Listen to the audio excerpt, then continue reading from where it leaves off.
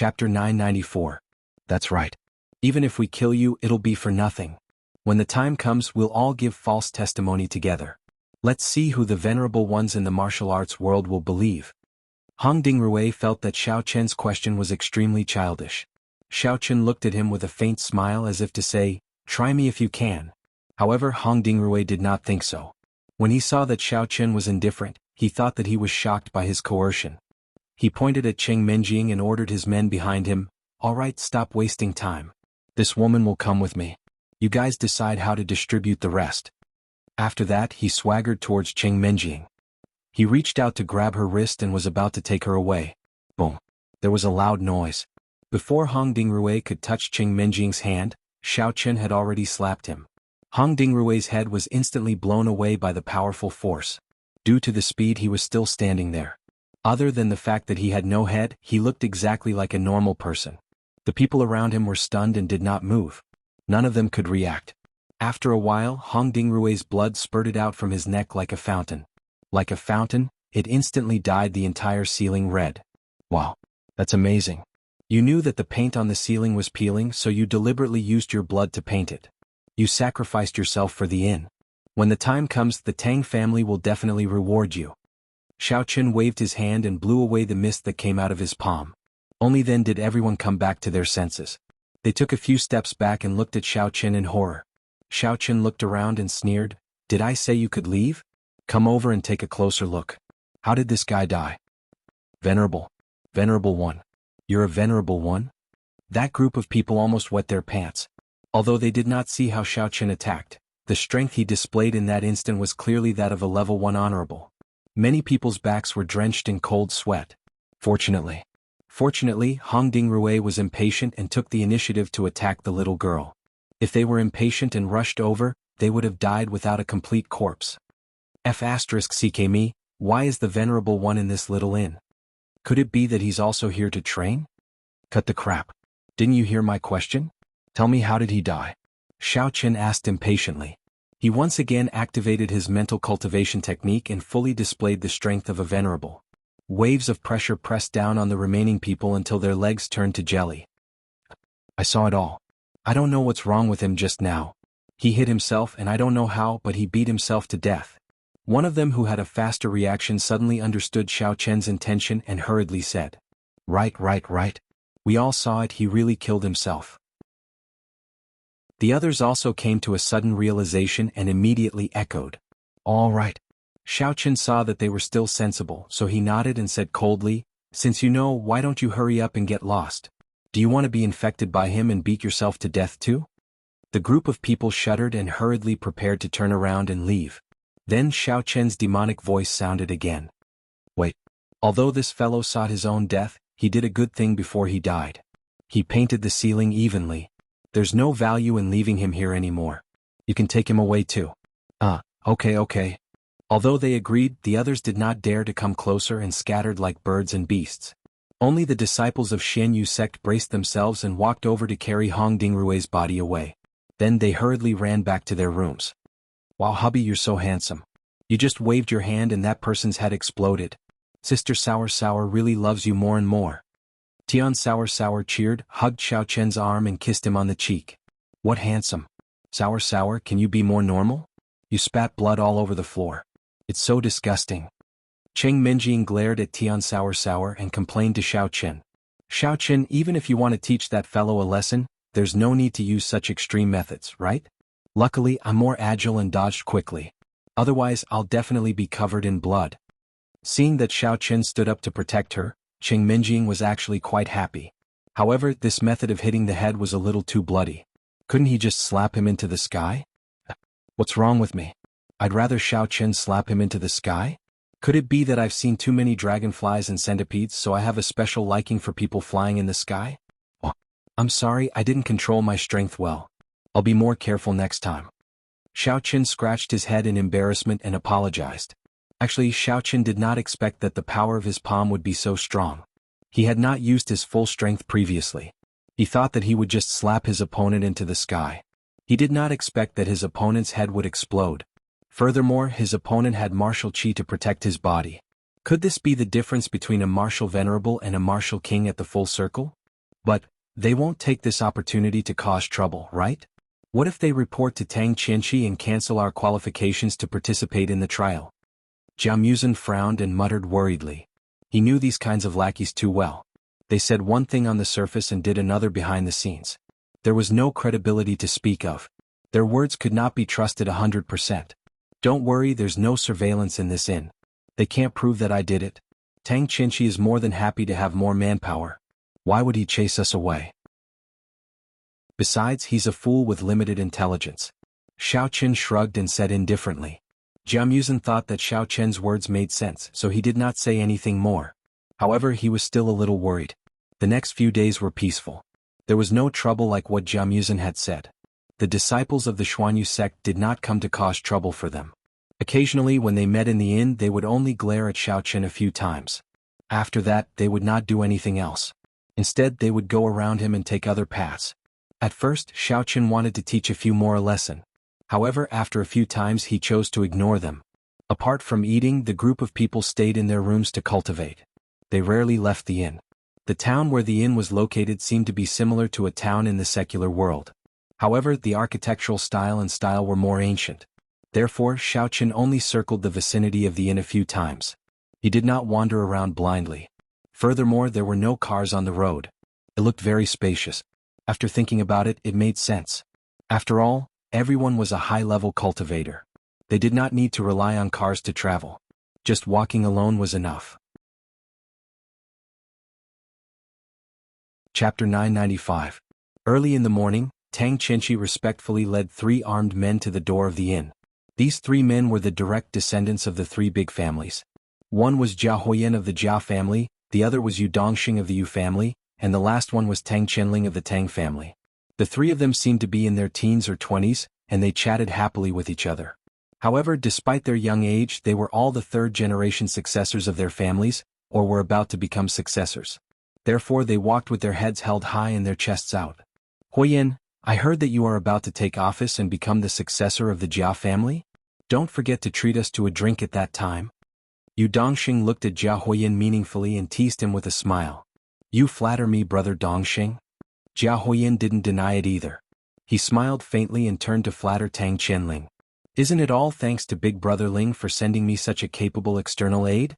Only then can I have an absolute advantage in the upcoming external aid competition between the families. If I can take office successfully in the future, I will never forget your help today. Among the 3, Tang Qianling and Yu Dongxing were the same age, while Jia Huoyan was 1 year younger than them. Therefore he usually treated the other 2 as their younger brother. Haha, Huoyan, you are too polite. In fact, you are not much younger than us.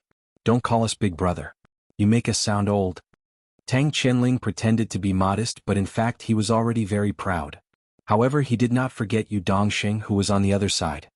He turned to Yu Dongxing and said with a smile, if it wasn't for Dongxing's help, he would only be a mediocre person who can't even take care of himself, let alone help you. Qianqi, now that you are with Qianling, you must learn more. He has always been a righteous person. As long as you are loyal to him, he will definitely not treat you badly. Yu Dongxing was obviously very happy with Tang Qianling's flattery. He spoke to Tang Qianqi sincerely like a big brother. Of course. Thank you for your guidance, brother Dongxing. I will definitely learn from Master Ling. Tang Qianqi hurriedly nodded and promised. By the way, how many people have signed up for the trial? Have we reached the required number? Tang Qianling asked.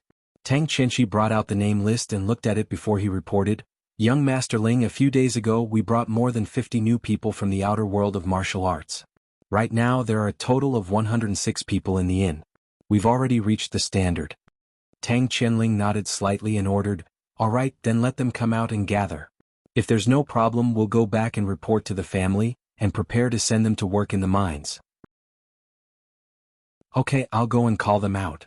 Tang Qianqi answered and turned to run into the inn. After a while, the people in the inn came out one after another and stood in the square outside the gate. They were all doing their own things when they were called over by Tang Qianqi. They didn't know what they were going to do, nor did they know who the 3 people in front of them were.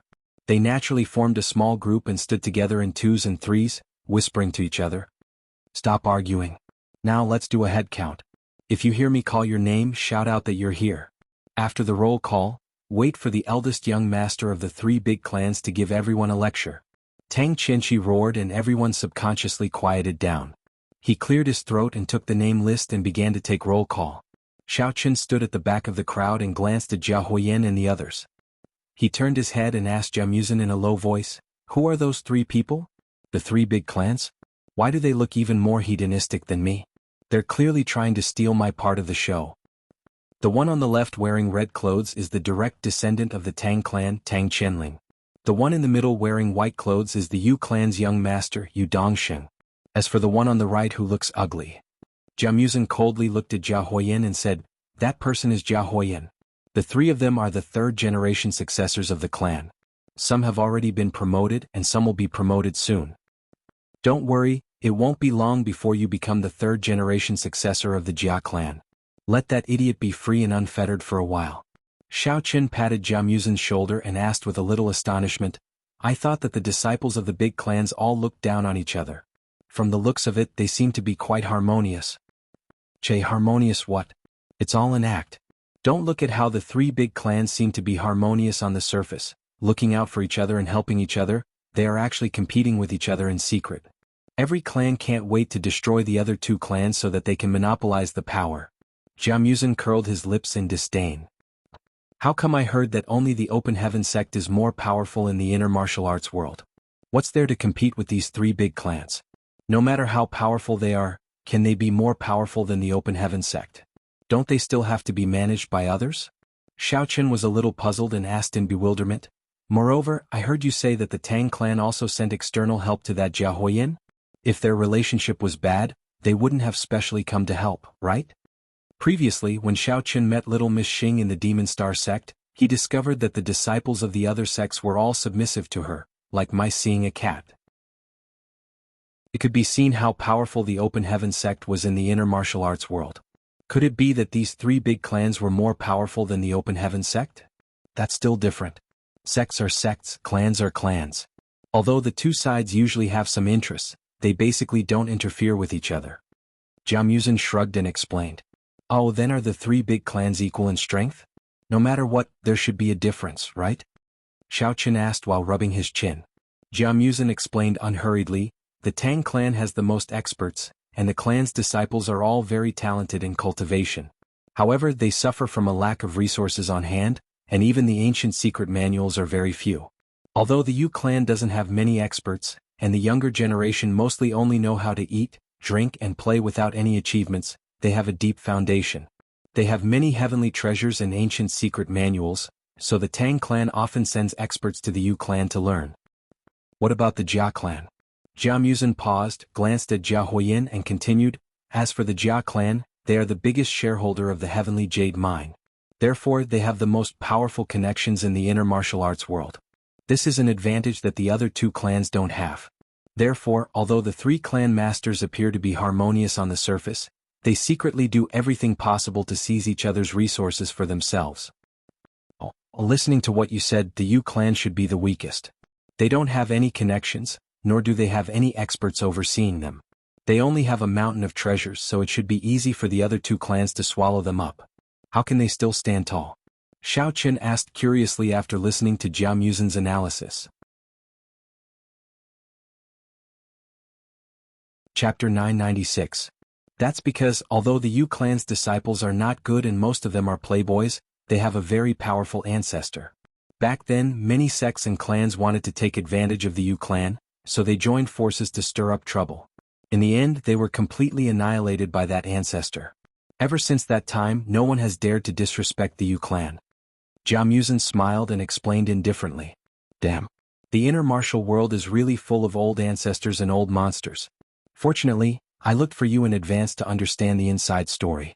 Otherwise, if I had acted rashly and foolishly stepped on their territory, I reckon I would have been left there before I could react." Xiaoqun scratched his head and laughed dryly. It seemed that he was still too weak. A mere level 1 honorable was nothing to him.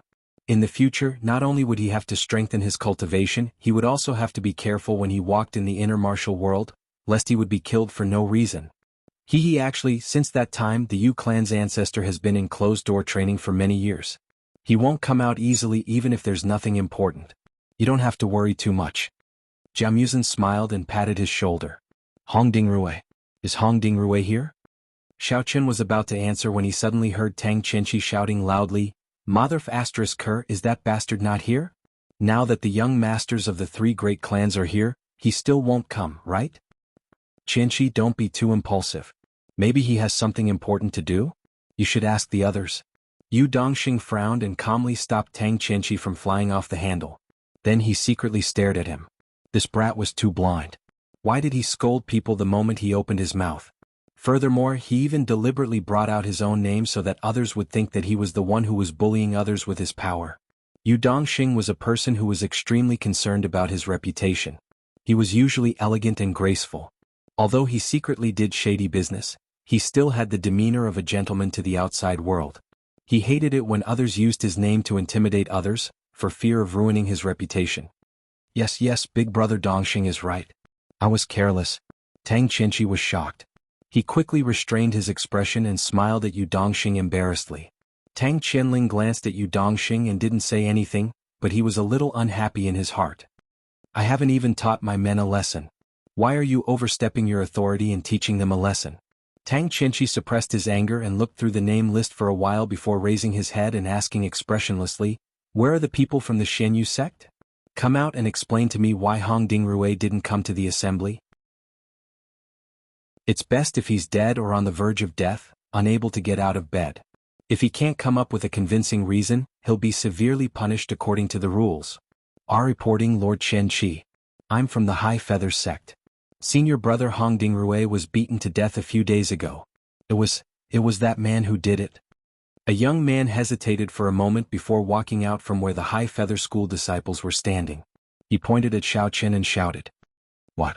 Damn, you've got guts. I've already clearly warned you not to fight in private. Not only did you beat him up, but you even killed him? Tang Qianqi was instantly furious. Damn, I finally accepted a mission to show off, but someone is undermining me. Among the cultivators who came here, which one of them didn't listen to his words? He didn't expect this guy to break the rules and ignore his words. Tang Qianqi looked in the direction of the young man's finger and realized that he was pointing at Xiao Chen. He was slightly stunned. He knew that Xiao Chen had brought quite a number of people with him. At this moment he could only suppress his anger and ask through gritted teeth, what exactly is going on? Your name is Xiao Chen, right? You'd better give me a reasonable explanation. It's like this. Before Xiao Chen could speak, the young disciple rushed to say, a few days ago, Senior Brother Hong was chatting with us in the inn. We saw that this guy looked unfamiliar and wanted to chat and befriend him. We didn't expect him to be so arrogant. Not only did he speak ill of us, but he also slapped Senior Brother Hong and killed him. We wanted to reason with him, but we almost lost our lives. Xiao Chen had just said one word when the young disciple suddenly shouted, Junior brothers, quickly carry Senior Brother Hong out for Lord Qianqi to see. Let him be the judge. With the young disciple's shout, the crowd quickly split into two sides. The High Feather School disciples carried a stretcher out from the back. Hong Dingrui's corpse was on it. It was still emitting a slight stench and it was obvious that it had started to rot. Tang Qianqi was originally standing far away. The young disciple grabbed him and pulled him towards Hong Dingrui. He said, Lord Qianqi, come and take a look. Senior Brother Hong died so tragically. When he went out, he didn't even have a complete corpse. Although it was a little disgusting, Tang Qianqi still couldn't help but look at Hong Dingrui's corpse. He saw that his head was a bloody mess and his face was indistinguishable. Although it was placed together with his body, it was obvious that it had been split in the middle. Ugh. Many disciples saw this scene and ran to the side to vomit. The scene was a little chaotic. The young disciple took the opportunity to secretly stuff a bag into Tang Qianqi's hands. He even gave him a look. Then his face fell and he said in a tearful voice, Boo! Lord Qianqi, three young masters, if you hadn't come today, we wouldn't have dared to complain. We were afraid that this guy would take revenge. Now that Senior Brother Hong's head is missing, and his corpse is still warm, the person involved is still out there. I hope that you can help us get justice. Other than the people from the High Feather School, who else can testify for you? Tang Qianqi wasn't stupid. He quickly grabbed the bag tightly and hid his hands in his wide sleeves. Then, he turned his gaze away and looked at the others in the square with a solemn expression. When it came to private fights, everyone had their reasons. As long as no one was killed, Tang Qianqi would choose to turn a blind eye to it. If someone took the initiative to complain and paid an arbitration fee, he would stand up and uphold justice for that person. However, it was a different matter if someone killed someone. Even if he didn't give any benefits, Tang Qianqi would still punish them. However, he usually tried to mediate and let the party who beat someone pay some money to settle the matter. After all, Tianyu Mine was currently short of manpower. Unless there was a major incident, he wouldn't easily disqualify someone. There were many people present at that time.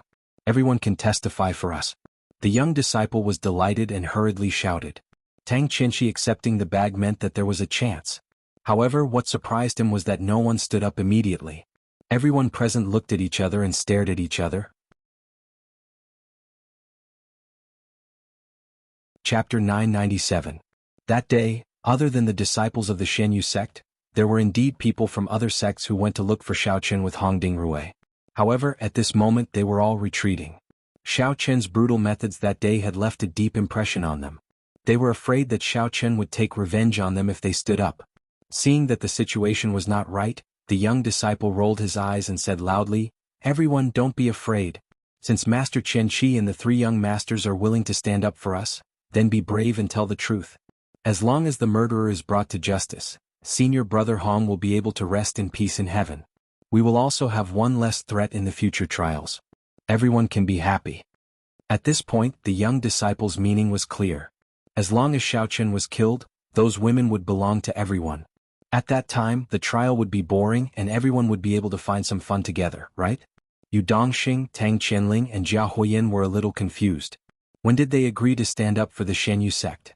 Why was this kid talking to himself? However, they did not stop him. Instead, they stood there and watched the situation unfold. There were many people who used their names as flags. Now that this was a dispute in the outer martial arts world, there was no need for them to be in a hurry to clarify anything. They just needed to wait for Tang Qianqi to settle the matter. Our Chi Wu Zong can testify that it was indeed that man who killed Hongding Rui. If we hadn't run away quickly, I'm afraid we would have been silenced by him. Please, Master Qianling and the three young masters, uphold justice.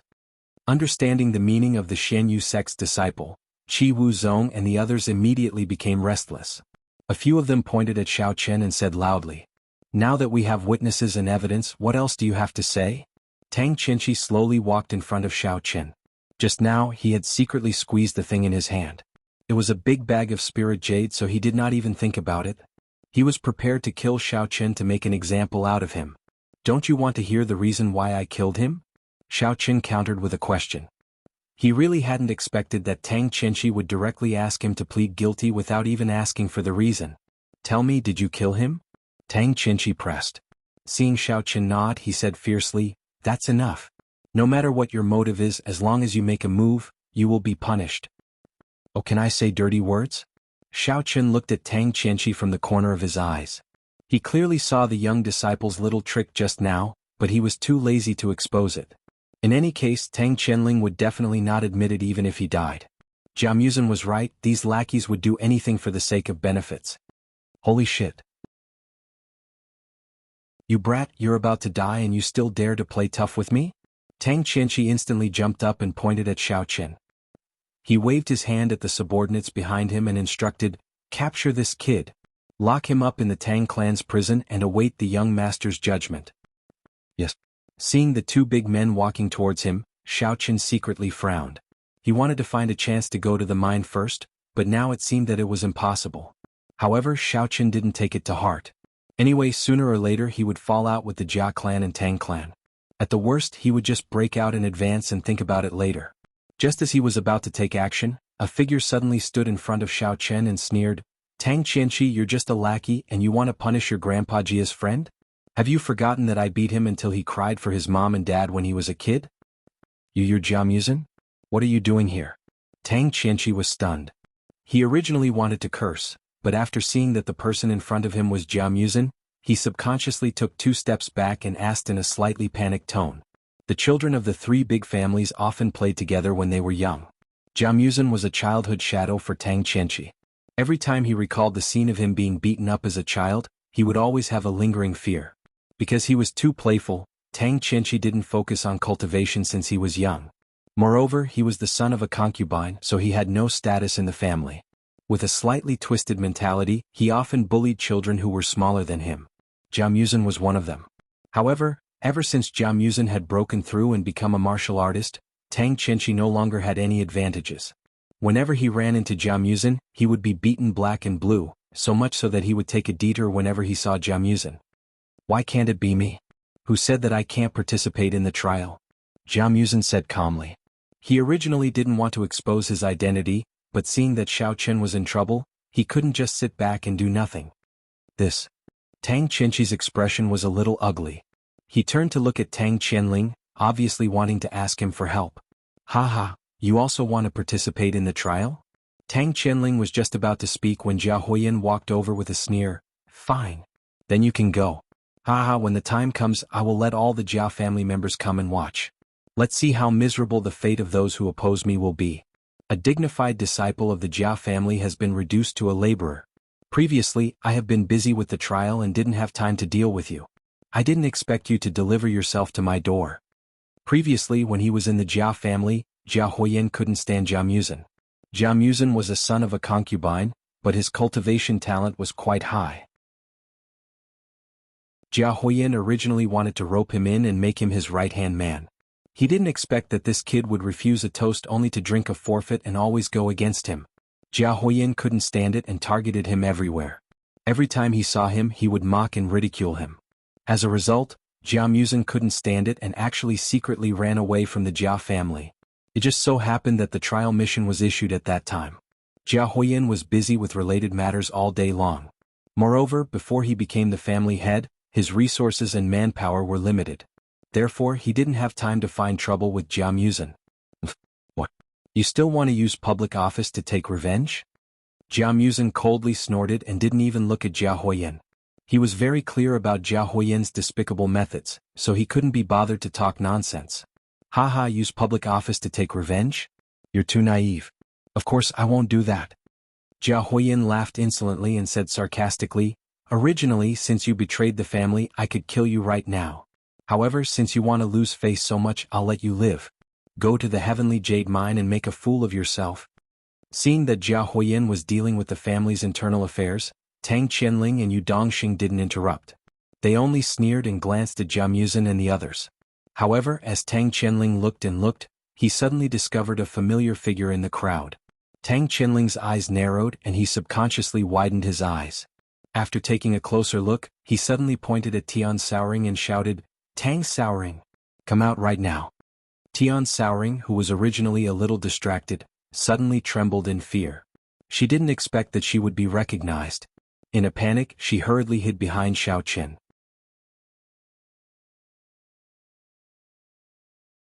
Chapter 998. When Jianghu heard this, he followed Tang Qianling's gaze and looked into the crowd. He happened to see Tian Shaoring trying to avoid him. His expression changed and he strode over. Shaoring corner, what are you doing here? Haven't you embarrassed yourself enough? Hurry up and follow me back to the Jia family.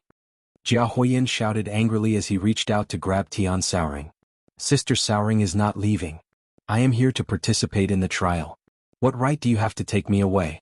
Are you going to break the rules? Tian Shaoring dodged Jianghu's hand and continued to hide behind Xiao Chen. She cautiously stuck out her head to protest. Jianghu was stunned for a moment. This Tian Shaoring was right. If he were to take her away in public, others would definitely complain. If someone harbored ulterior motives and reported him to the family, he would be in trouble. Jianghu was stunned for a moment. Although Jianghu was already the heir to the Jia family, he knew that the family had invested a lot of effort into this trial mission. They valued these cannon fodder very much. Otherwise they would not have sent the three of them. After all, it was not easy to gather more than 100 people. He had spent so much energy, but in the end he failed because of a woman. Not to mention becoming the heir, he would probably be banished to the cold palace. Jianghu's expression turned ugly. Was he going to let Tang Shaoring corner off just like that? Forget it. Since they were willing to work in the mine, he would secretly arrange a more dangerous position for them in the mine. When she was afraid or in danger, he would rescue her. Let's see if this stubborn girl would still obediently go back with him.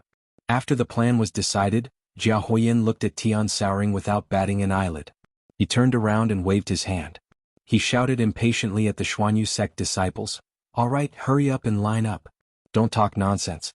That Hong whatever is dead, so be it. How did he die? I didn't see it." The young disciple was dumbfounded. Why was the script different from what he had imagined? He looked at Tang Qianqi with a bitter expression. In the end, he realized that Tang Qianqi was listening respectfully with his head lowered. He had no intention of speaking up for him. What are you talking about? If you want to complain, go ahead. Since no one will care, let's go to the mine. Jia Huiyan coldly snorted and glared at him. If you feel wronged and don't want to go, you can hug that headless corpse to sleep every day. The young man was also very helpless and could only obediently line up. He was very shocked. No wonder that group of people were so arrogant and fearless when they killed people. It turned out that there were 2 people who had run away from the Wulin family. It seemed like this matter could only be dropped. In the future, he could only hope that they wouldn't come looking for trouble with him. That would be great luck and he would thank the heavens. Alas, what a waste of my bag of spiritual jades. After the roll call, everyone packed up and left the inn, heading out of the town. Along the way, Tang Qianling and Jia Huiyan stared at Xiao Chen and the others with malicious intent. They even gathered together and whispered to each other, seemingly discussing something. From time to time they would let out ambiguous laughter, but they did not take the initiative to cause trouble for them. When the group of more than 100 people walked along the main road for more than half an hour and were about to walk out of the town, they suddenly saw an 8-wheeled truck parked on the side of the road. Moreover, the truck was covered with a thick tarpaulin, presumably to shelter it from the wind and rain. Seeing Tang Qianqi and the others walking in the direction of the truck, the originally quiet group suddenly burst into an uproar. Oh my God, how can there be such a big truck in the Wulin? Is there a car factory here? I don't know. Are we going to take this truck to the mine? This is basically transporting livestock. Isn't this too exaggerated? At least get a bus. We are all the elites of the Wulin sections. How can we take a truck? Many people in the crowd were talking about it. None of them were very willing to take such a truck. Their dissatisfaction was obvious, especially Qing Menjing, Tian Souring, and the others. Their eyebrows were almost wrinkled to the sky. Xiao Chen was also a little shocked. These days he had been walking around the inn, but he had not even seen a small car. He did not expect to see such a big truck that was specially used to transport sand and stones. How did such a huge thing pass through the teleportation circle? What are you arguing about? Are you all stupid? Have you never seen a big truck before? Hurry up and line up. Tang Qianqi slapped the truck's cargo compartment and shouted angrily. Then he ran to a commercial vehicle in front of him and respectfully opened the door. He let Tang Qianling, Yu Dongxing, and Jia Huiyan get in, and he sat in the front passenger seat. There seemed to be a driver sitting in the front of the truck, but because the position was too high, he could not see who the driver was. Xiao Chen used his divine sense to observe and found that it was just a big man with a fierce face. He was probably a disciple of one of the 3 big families. Everyone looked at Tang Qianqi's fawning face. Although they were cursing in their hearts, they could not do anything to him. In the end, they had no choice but to get on the big truck in order. Although the truck's cargo compartment was very big, like the trucks of the secular world's moving companies, it was still very cramped with so many people squeezing in at once. However, after getting on the truck, everyone consciously made a small circle for Xiao Chen and the others. They would rather die than get close to them. First of all, Xiao Chen was a ruthless character who killed people easily. Secondly, the other 2 were also from the big families of the inner martial arts world. Regardless of the internal conflicts between them, their identities were also high and mighty. Therefore, no one wanted to have a conflict with Xiao Chen and the others. They just wanted to stay far away, hoping that they could reach the mine safely, and then go their own way and have nothing to do with each other. Xiao Chen looked around and saw that the truck's compartment was tightly wrapped with black cloth. There was no gap and no scenery outside could be seen. He immediately guessed that the direction of the truck must be to the mine, but they did not want them to see the route. These guys were really careful. Even in the inner martial arts world, the location of the mine would not be easily known by others. It was estimated that the current measures were also to prevent them from talking or running away. However, this black cloth could block others, but it could not block Xiao Chen. Although it was dark all around, he could still see the general route with his divine sense and silently remember it in his heart. After the truck drove for a few hours, Xiao Chen finally understood why they had to use a large truck to transport people. It was because the road was full of potholes, ordinary vehicles really couldn't pass through. Qing Minjing and the other girls were about to vomit from the jolting. They could only firmly hold onto Xiao Chen's arm to prevent themselves from flying out. The big truck drove for 3 days and 3 nights. During this period, except for stopping once in the morning, noon and evening to let everyone go to the wild to relieve themselves, to distribute some pastry such as steamed buns and flour rolls to fill their stomachs, and to moisten their throats with a bottle of mineral water. The rest of the time was on the road, even at night.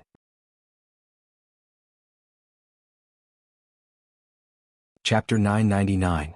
Due to the strong bumps, some low-level cultivators couldn't sleep even if they wanted to. Their eyes were like panda eyes and they looked haggard. On the morning of the fourth day, the truck finally stopped at the entrance of the Jianghu mine.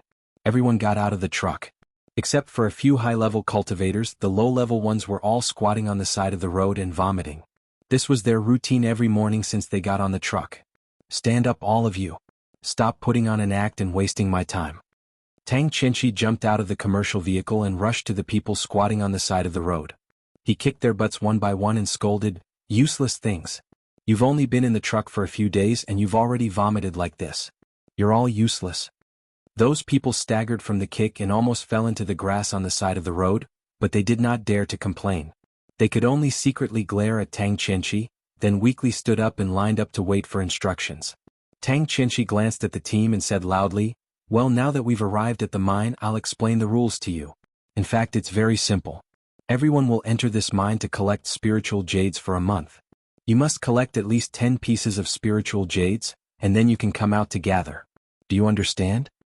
"Got it." Xiao Chen dragged out his voice, pinching his nose as he replied in a strange tone. "Pfft." Many people couldn't help but snicker. They felt that Xiao Chen's teasing attitude was very satisfying. They had been suppressed by Tang Chenshi for too long, and they especially hoped that someone could fight against him. It didn't matter even if it was a murderous demon like Xiao Chen. "Brat, don't be complacent. After you go in you'll suffer." Tang Chenshi was furious, but he couldn't do anything to Xiao Chen. He could only yell at the others bitterly, "What are you laughing at? Hurry up and go to the gate to get a month's worth of food and mining equipment. Then get in and start working immediately." Xiao Chen and the others received their items according to the instructions. In fact, it was just a backpack with some simple food like compressed biscuits, a few large bottles of mineral water, a pickaxe for mining, and an electronic device. There was nothing else. The electronic device was also very simple. There was a red button on it. In an emergency, the user could press the button and send out a distress signal. It wouldn't be long before someone came to the place where the signal was sent to rescue them. Although these fellows were treated as cannon fodder and no one cared about their lives, it was not easy to recruit them. One dead meant one less, so the three great clans would try their best to avoid unnecessary losses. Tang Chenshi explained the use of the electronic equipment and gave a few more instructions before sending everyone in. He turned around and boarded the MPV, leaving the Jianghu mine. After walking into the mine, everyone dispersed. Xiao Chen stood in the same place and looked at the desolate scene around him. He felt a little strange. How did this look like a mine? Why wasn't there even a single person? He had thought that there would be a lot of people mining nearby, but the situation was the complete opposite. The surroundings were desolate. "Musin, what's going on? Let alone the mine, we can't even see a shadow of a person. Is that brat Tang Chenshi playing with us?" Xiao Chen frowned and suddenly wanted to turn around and rush out to catch Tang Chenshi and teach him a lesson. That's right, this is indeed the Jianghu mine. Jianghu had been here a few times before, so he had some impression of it. He nodded, but his expression was a little unhappy. "Then why?" Jianghu knew what Xiao Chen meant and explained bitterly, "The reason why there is no one is because our location is not the main mining area. This is the periphery of the Jianghu mine. Not only is it dangerous, but the distribution of spiritual jades is also very sparse. The Jia family's mining team will not come here at all. Not only is it troublesome to mine, but it is also difficult to manage. The key is that the value is very low. TSK, it seems that our group has been treated as cannon fodder. That distress device is probably useless. I reckon that by the time someone comes to rescue us, we will already be dead. They will just collect our corpses and be done with it." Xiao Chen suddenly realized that his father must be in the mining team. He continued to ask, "By the way, which direction is the main mining area?" "Let me see. Oh, it's in that direction. I reckon it's about a few hundred kilometers away from us." Jianghu looked around and said, pointing to the east. Xiao Chen nodded and strode to the east. Jianghu and the others did not dare to be too far away from him. After all, his cultivation was the highest. Even if they encountered trouble, he would be able to respond immediately. As for the other people, they had already gone off to mine the spirit jades. Although there were more than 100 of them, they were scattered in the periphery of the mine. They were as inconspicuous as sand in a desert. No one paid any attention to where Xiao Chen and the others went. Xiao Chen, are we really going to mine? I thought you would take the opportunity to escape with us. I didn't expect you to really come in. After walking for a while, Jianghu could not help but ask in surprise. On the way here he was wondering when Xiao Chen was going to escape. In the end, Xiao Chen actually went straight into the mine and went in the direction of the main mining area. Actually, I have a reason to come in. I suspect that my father has been captured here, so I have to go to the main mining area and rescue him. Xiao Chen smiled helplessly. He turned his head and patted Jianghu's shoulder, saying, "How about this, you and Minjing stay at the entrance and wait for me to come back. It's safer here. After I rescue my father, I will immediately meet up with you guys, and then we will find a way to escape." How can that be? Jianghu rejected. If you want to go to the main mining area from here, there is no need to say more about the dangers in the middle. It is too difficult for you to walk alone. I will never let you go alone. How about this, I will go with you and the girls will stay behind and wait. However, Jianghu finally understood why Xiao Chen insisted on coming to the mine and why he wanted to go to the main mine at all costs. No way, no way. Sister Sour doesn't want to stay in this godforsaken place. It is not safe at all. If you leave Xiao Chen, what if Tang Qianling and Jia Huoyan come looking for trouble? Four Eyes can't beat them. Tian Sour also shook her head. It was not easy for her to escape from the Jia family. Naturally, she did not want to be captured again. If Xiao Chen left, she would lose her only support. Xiao Chen, I also don't agree with your decision. Although I know that you are doing this for our own good, since we are already here, let's not separate anymore. Let's continue walking together. Let's work hard to find Uncle Xiao and escape from this place. Cheng Minjing held onto Xiao Chen's arm and said resolutely. Her resolute attitude was completely different from the spoiled and willful young miss of the past.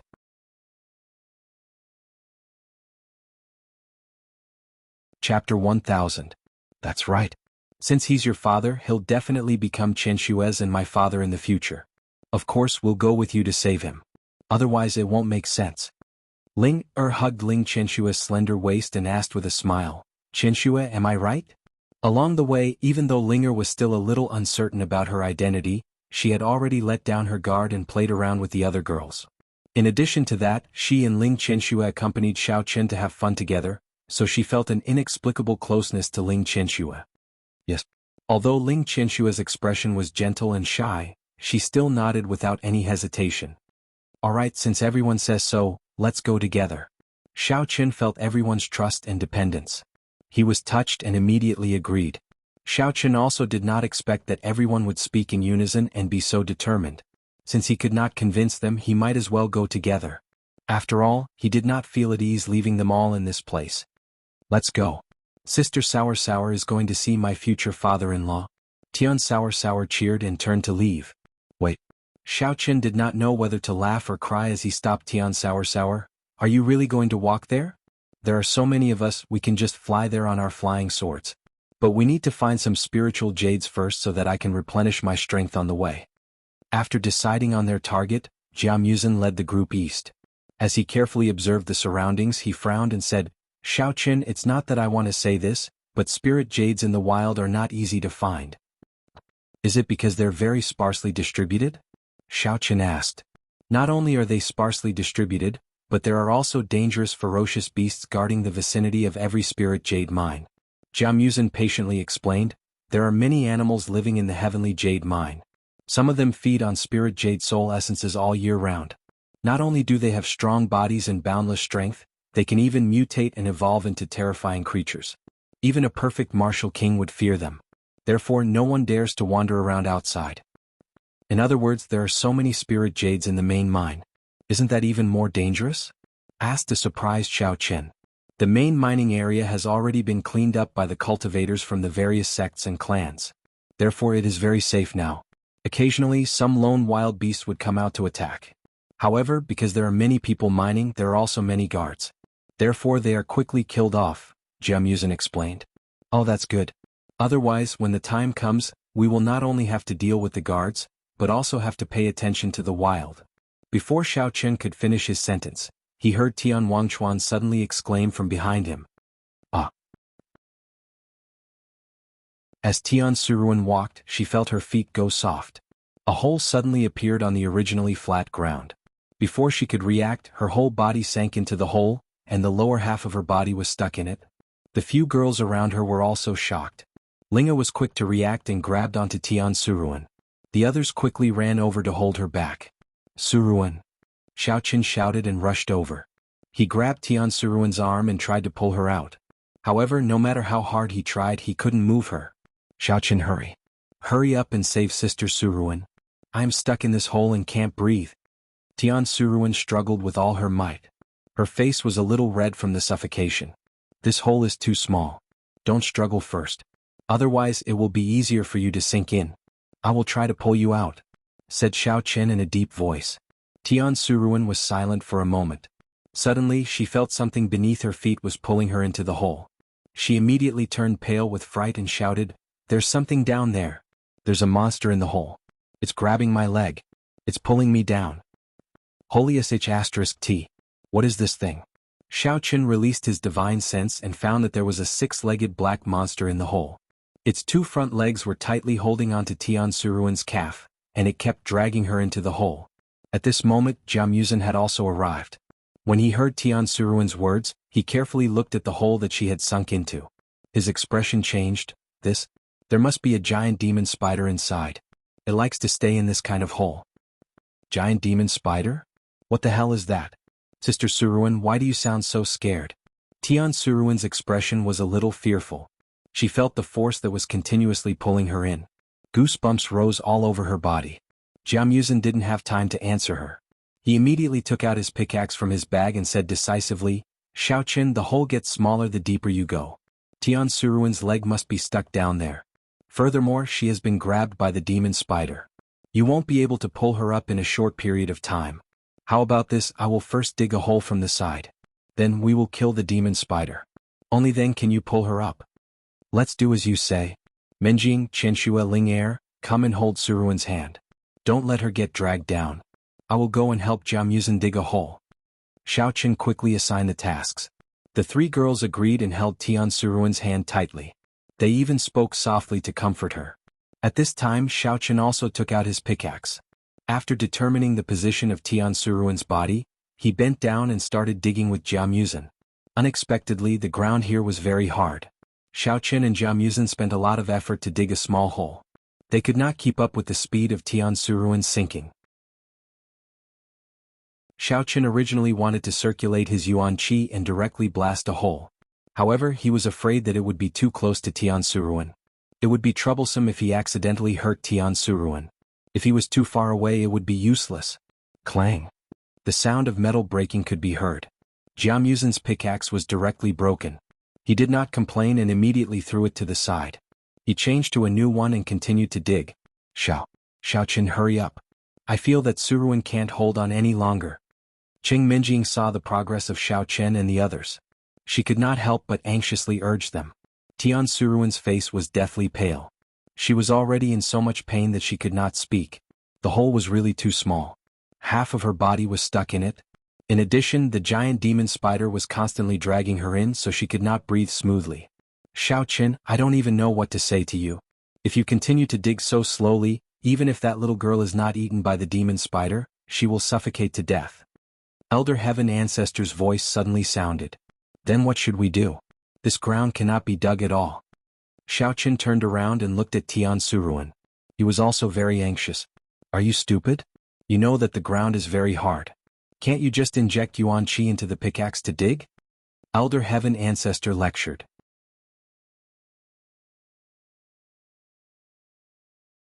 Chapter 1001. Oh, that's right. When Xiaoqin heard this, he was suddenly enlightened. He hurriedly revolved his mental cultivation method and condensed the essence in his body into the pickaxe. As he dug into the ground, he immediately felt a lot more relaxed, as if he was digging tofu.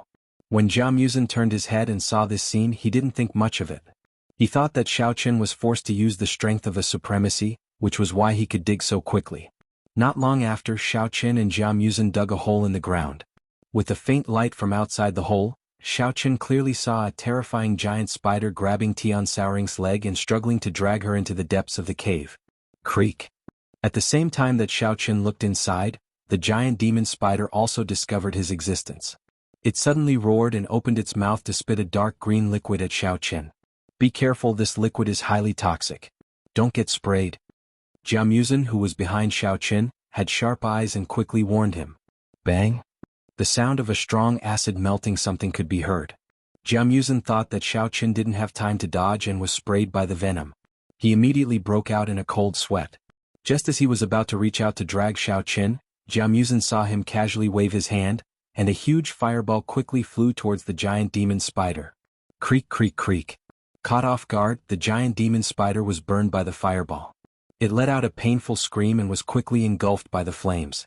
However, it still didn't give up. Before it died, it bit Tian Shaoring's leg, wanting to perish together with this human.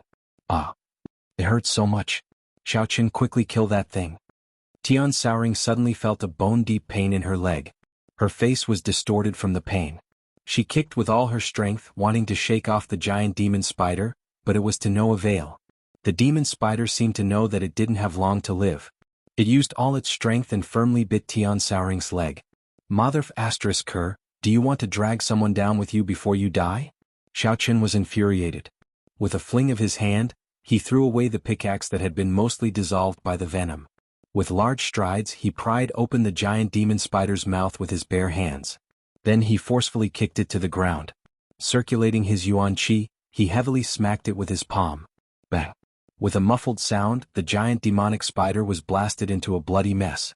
Its entire body split apart, and then it was immediately burned to ashes by the flames, leaving nothing behind. At this moment, Jianghu also rushed over. Seeing that only the wooden handle of the pickaxe was left, he quietly heaved a sigh of relief.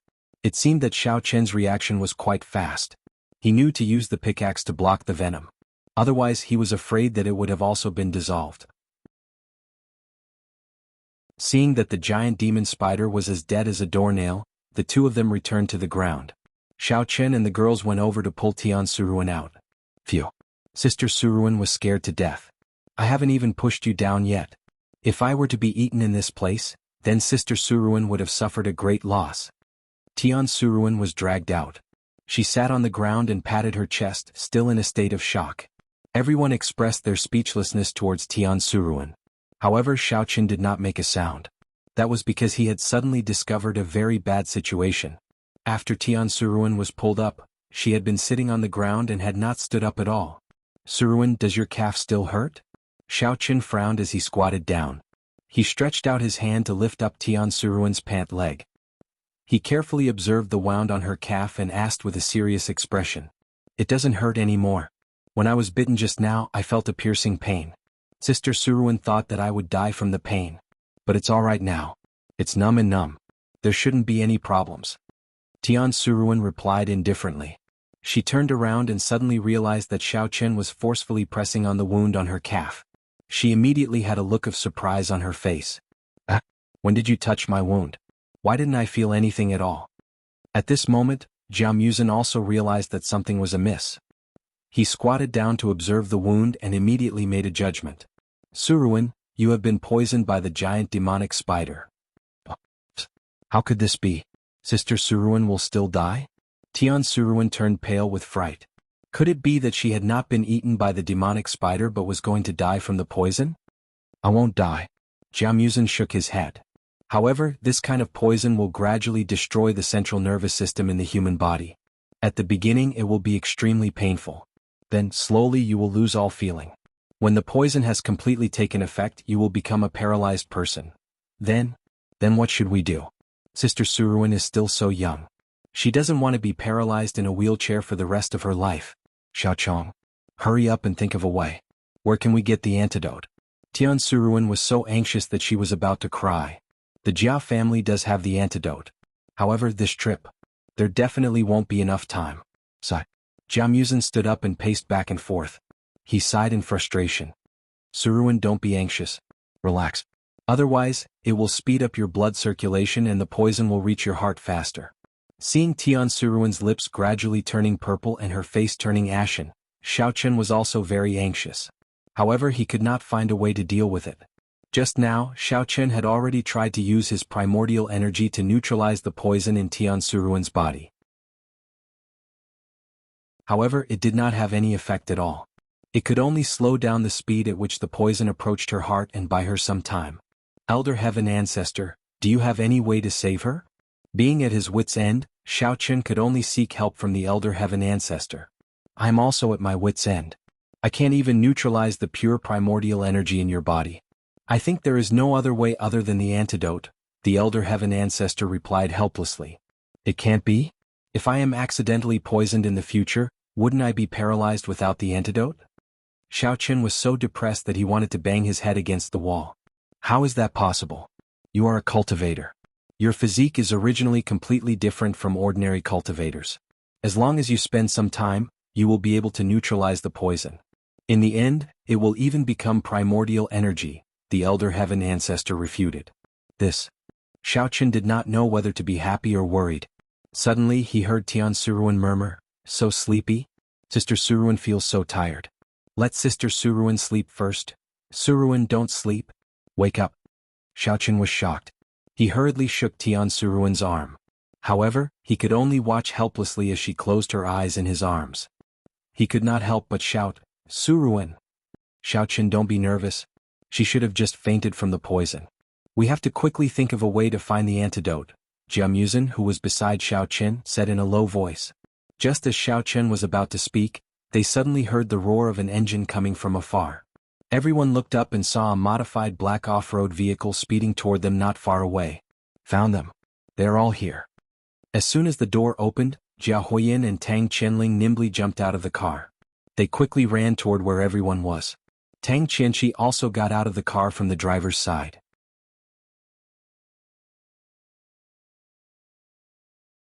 Chapter 1002. Jia Huoyin had just run a few steps when his sharp eyes spotted the unconscious Tian Saoring, whose eyes were tightly shut. His pale complexion was a clear sign that he had been poisoned. Jia Huoyin's expression immediately changed as he shouted at Xiaochen, Take your dirty hands off Saoring Horn. Let me handle this. You have the antidote? Xiaochen looked at Jia Huoyin and asked sternly. I don't have the antidote, but... Before Jia Huoyin could finish his sentence, Xiaochen interrupted him with a wave of his hand. How are you going to cure the poison if you don't have the antidote? Go play somewhere else.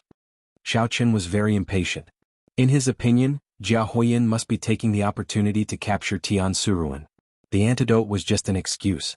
What do you know? We have special medicine with us. Once Suruan takes it, he will be able to fight poison with poison. Tang Qianling, who was standing beside Jia Huoyin, shouted discontentedly. Xiaochen frowned. What nonsense are you talking about? Special medicine? Suruan will die from eating it later. Get lost if you have nothing else to do. Don't cause trouble here. Tang Qianling crossed his arms in front of his chest and said with a fake smile, Country bumpkin, you still don't know? Our Tang family is best at refining poison. We are also very knowledgeable about poison. The medicine I brought will definitely not kill you. Not only will you not die, but you can also cultivate a divine skill if you take it. Young Master Ling wants to cure the poison.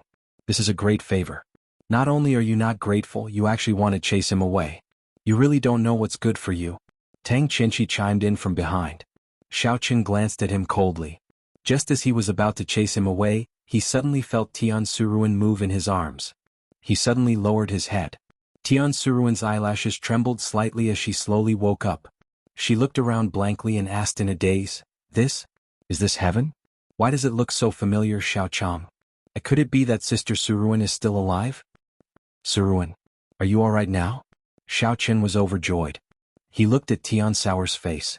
His complexion seemed to be much better than before. Even though Tian Suruan was not a good person, she was kind and straightforward. She was deeply in love with him. Xiaochen did not want to see anything happen to her. Our Tang family's bloodline has the ability to detoxify toxins. She woke up on her own. Tang Qianling's eyes flashed with a trace of doubt when he saw this, but he still took the opportunity to show off. Why are you here? Xiaochang, let's run. Tian Suruan looked up and saw Tang Qianling. He was shocked and pulled Xiaochen, wanting to run. Tang Qianling ignored Tian Saoring's reaction and said in a solemn voice, Saorhorn, come with me to the Tang family. The lost divine art of our clan has been found, and it has also been tested. It seems that there are no problems with others cultivating it. You can also cultivate it. What? Have you found the 5 Poisons Secret Manual? Tian Suruan, who was initially panicking, was shocked. He stared at Tang Qianling with widened eyes, his face filled with disbelief. Ah, of course. With our Tang family's strength, how difficult would it be to find a secret manual? Tang Qianling waved his hand nonchalantly. Although it was in front of Xiao Chen and the rest, Tang Qianling did not mind. From his point of view, these people were basically dead people. There was no way for them to spread the news. Actually, this 5-poison secret manual was something that Tang Qianling wanted to cultivate himself. Although someone had already tested it, he still felt that it was not safe enough. Hence, he wanted to bring Tian Suruan back to do this experiment. Moreover, he only planned to take out the first half of the 5-poison secret manual and let Tian Suruan cultivate it. After they had successfully cultivated it, he would take out the entire manual and cultivate it. Then he would be able to achieve great success in this divine art. Hence, the poison that he had planned to give Tian Suruan would not be able to fight poison with poison. Instead, it would slow down the toxicity of Tian Suruan's body and then suddenly erupt. When that happened, she would have to rely on cultivating the 5-poison secret manual to detoxify the poison. It was perfect for the experiment. Unexpectedly, the poison resistance gene in Tian Suruan's body was activated. Although the Tang family's bloodline had the ability to detoxify poison, this gene would only be automatically activated when one reached the martial master level. Hence, Tang Qianling was very surprised. After all, he remembered that when Tian Suruan ran away from home, she was only a martial artist level 1. He did not expect that after staying in the secular world for a few years, she had already reached such a high level. Brother Qianling, from what you said, someone in the Tang family has already tested that secret manual?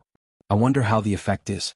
Jia Huoyin, who was standing at the side with his arms crossed, suddenly asked. He seemed to be very interested in the 5-poison secret manual. Of course, the effect is great.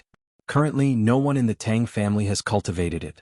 However, the Tang family's subsidiary sect in the martial world happened to capture a person with the same physique from the secular world and successfully tested it. Although that person's strength is not high, he can easily defeat a Demon King level expert. Tang Qianling was very proud of himself, his saliva flying everywhere. Haha, then I really have to congratulate Brother Qianling. From now on, the Tang family has another poison expert. Jia Huoyin flattered with a face full of envy. Hehe, the little girl who did the experiment is also a beauty. Tang Qianling rolled his eyes and laughed evilly. He patted Jia Huoyin's shoulder and said, "Since you are so interested, when the time comes, I will make the decision and marry her to you as a concubine. But the family can't not give any benefits." Oh? Really? Jia Huoyin's eyes lit up. He quickly patted his chest and said, "Big brother Tang, since you're so loyal, I can't just accept it like this. How about this, when I get the position of young patriarch, I'll give big brother some more spiritual jades. It'll be just enough for one more quota." Ah, brother Jia is really straightforward. Then I will thank you in advance. Tang Qianling was overjoyed and hurriedly settled this matter. Only then did he reveal his objective. "But brother, I'll tell you the truth. Actually, I'm quite concerned about that foreign aid expert. After your family's competition is over, can you return him to me?" Jia Huoyin nodded repeatedly and said, "That is not a problem. After I am done with that expert, I will return him to your side. Anyway, you have given me a beautiful girl and she is also a poison expert. Naturally, I will not take away what you love. And then we have a deal." Tang Qianling and Jia Huoyin were very satisfied with the transaction. Xiao Chen looked at the two of them standing there and saying wretched words unscrupulously. In his heart, he suddenly felt some sympathy for Tian Suruan. The dignified disciples of the 3 big families in the martial world, what kind of quality are they? It is not too much even if you beat them to death. No wonder Tian Suruan wanted to run away from the marriage.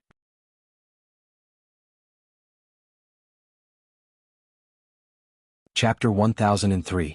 Although Xiao Chen's expression was full of disdain, Tang Qianling and Jia Huoyin did not care about him at all. They were still standing there, talking cheerfully and wittily, as if Xiao Chen and the others did not exist. "Are you done with your nonsense? If you are, then get lost. Do you want me to send you on your way?" Seeing that Jia Huoyin and the others were chatting endlessly, Xiao Chen simply interrupted them. He stared at Tang Qianling and Jia Huoyin as if he was looking at dead men. The killing intent in his eyes was fleeting. "Brat, previously when we were outside we did not dare to touch you. Now that we are in the territory of the Jia clan, you still dare to act arrogantly? Is your brain flooded with water?" Jia Huoyin was a little surprised. Is this Xiao Chen a fool who has never seen the world? At this time he is still talking glibly with us? That's right. We are keeping you alive only because you can help us mine the spiritual jades. Do you really think that we do not dare to kill you?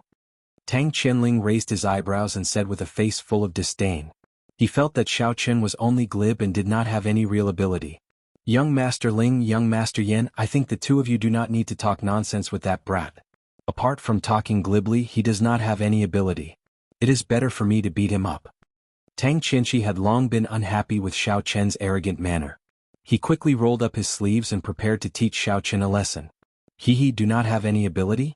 I am not afraid to tell you that I am the external help that Jianghu found. I am preparing to participate in the Jia clan's competition in a few days. How about it? Xiao Chen carefully helped Tian Suruan to the side of Qing Menjing and said with a smile that was not a smile. Ha ha ha. Did I hear it wrong? I am dying of laughter. This is the funniest joke I have ever heard in my life. Jia Huoyin convulsed with laughter. A bastard like Jianghu wants to defeat me? I see that you have not taken your medicine today, right? How could you say such whimsical nonsense? Jianghu clenched his fists tightly and his face turned ashen. However, Jia Huoyin did not care. He felt that Xiao Chen was no longer a fool, but a complete psychopath. Xiao Chen snorted and said sarcastically, "You guys should enjoy a few more days of happiness while you still have some time. After Jianghu becomes the successor, I'm afraid you can only wash your chrysanthemums clean and wait, hee. Humph, with your behavior you still want to help others participate in the Jia clan's tournament? You can't even defeat Qian Qi, let alone the experts I sent to Huoyan." Tang Qianling sneered as he turned to Tang Qianqi and said, "Qianqi, since this kid doesn't know his place, go and teach him a lesson.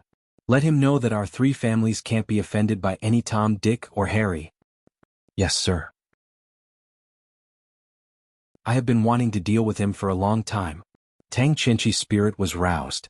He impatiently circulated his mental cultivation method and displayed the strength of a 9th-layer martial general. He cracked his knuckles as if he was trying to act cool. He turned his neck and slowly walked towards Xiao Chen. "Oh, so powerful. Peak level 9 martial general." Xiao Chen opened his mouth in surprise, and yawned. With a mocking expression he said, "I say, are your fingers suffering from arthritis? If you are sick, go and see a doctor or let me treat you. Forget it, I am afraid you cannot afford the consultation fee. Let it continue ringing. Kit, you are seeking death." Tang Qianqi was furious. He was the most stingy person in his life and loved money as much as his life. However, he hated it when people called him stingy. Now that Xiao Chen had touched his bottom line, he immediately exploded. Although Tang Qianqi was a member of the Tang clan, he was only a concubine's son. He did not have the right to learn how to use poison. Therefore he directly flew over and punched at Xiao Chen's face. Whoosh! The sound of wind breaking rang out. Tang Qianqi had used all his strength and was confident that he could beat Xiao Chen to a pulp. He did not expect that his fist would miss. All that was left in front of him was Xiao Chen's afterimage, which disappeared along with his own force. What is going on? Tang Qianqi looked down at his own fist in bewilderment. Xiao Chen clearly did not move just now. Where did the afterimage come from? "Qianqi, he is behind you." Tang Qianling saw that the situation was not good and hurriedly shouted, "I say, aren't your reactions a little too slow? You actually need someone to remind you. You are a complete piece of trash." Xiao Chen stood behind Tang Qianqi and smiled. He stretched out a finger and lightly flicked the back of Tang Qianqi's head. Ouch!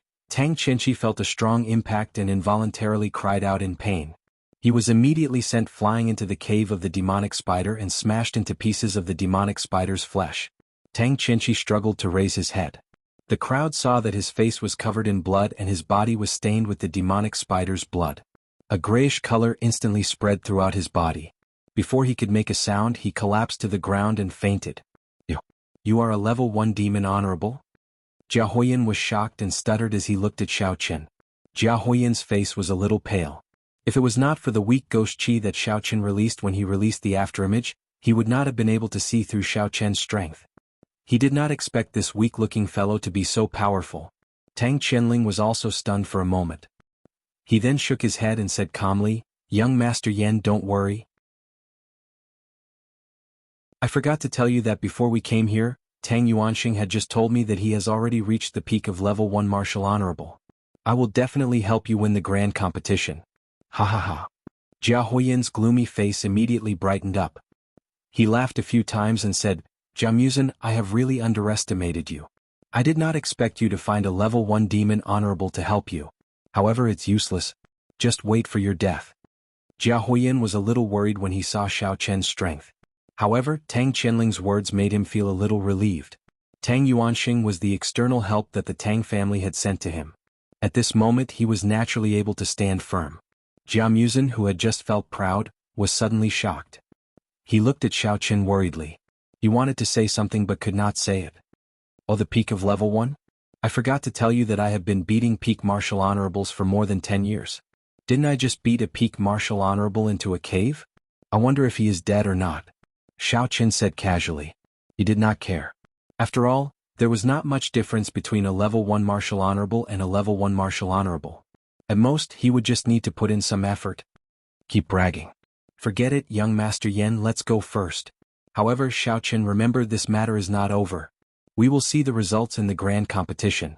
Tang Qianling said and turned to leave. They were only martial kings, not martial honorables. Therefore they were not a match for Xiao Chen. Naturally they would not provoke him anymore.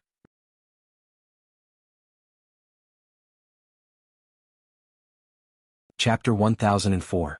After walking a few steps, Tang Qianling suddenly remembered that Tang Qianqi was still paralyzed in the cave. He could only turn around and run over to drag him out.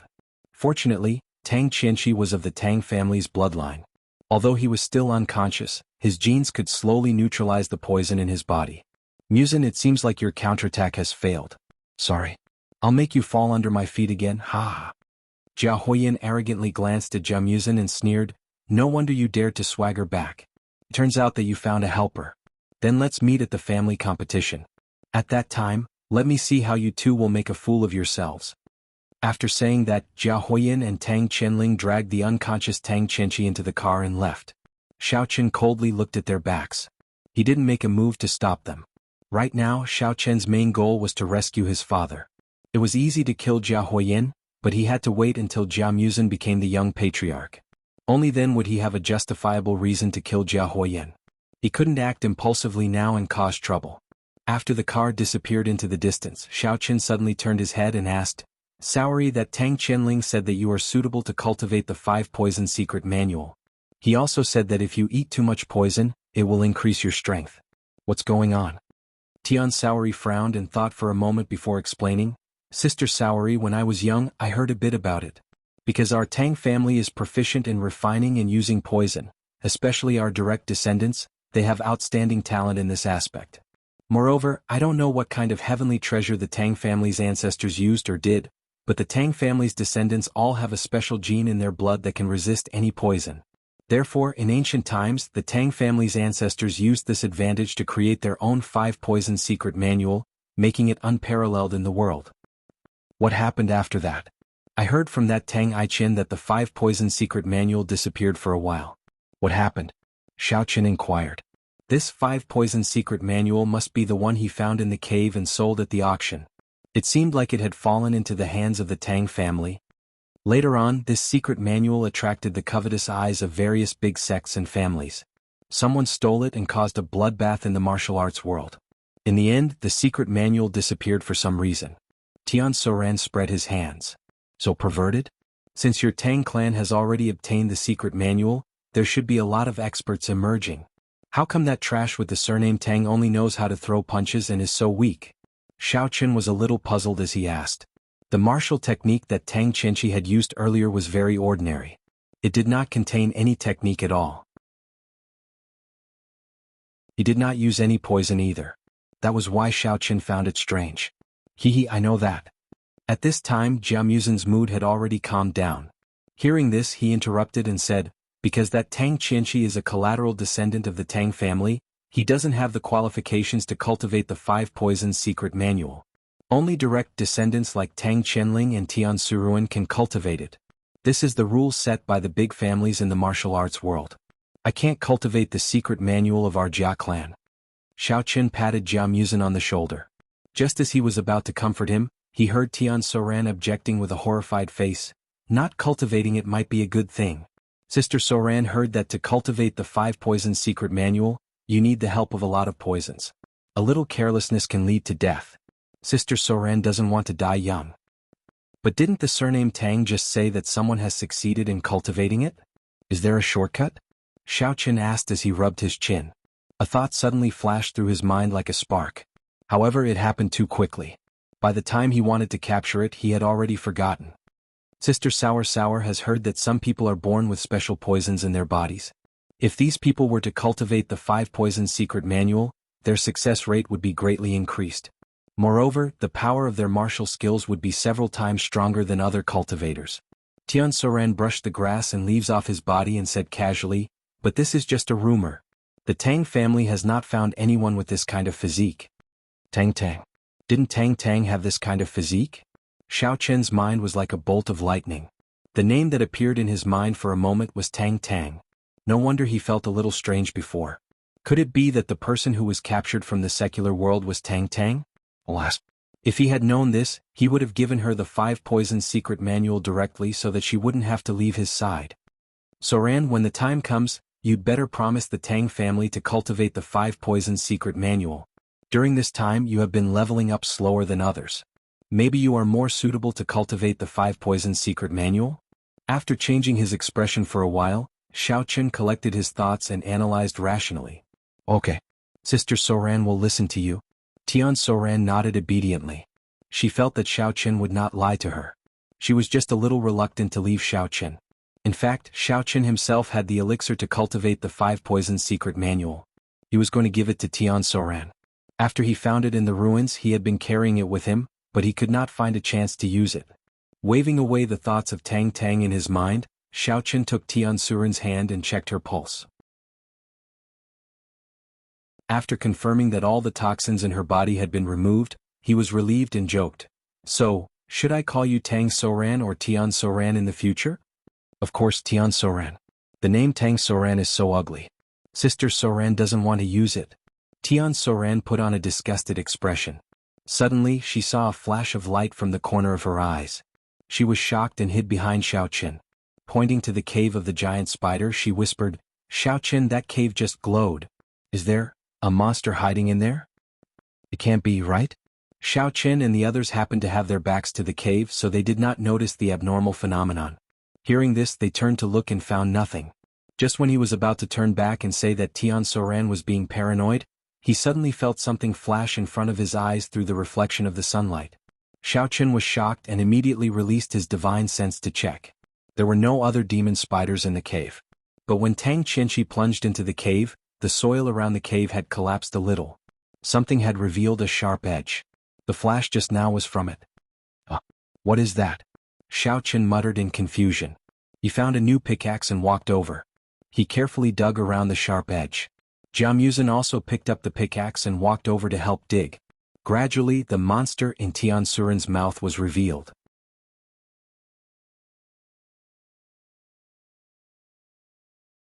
Chapter 1005. It's spiritual jade. It looks like it's quite big. Jianghu took a closer look and slapped his thigh excitedly.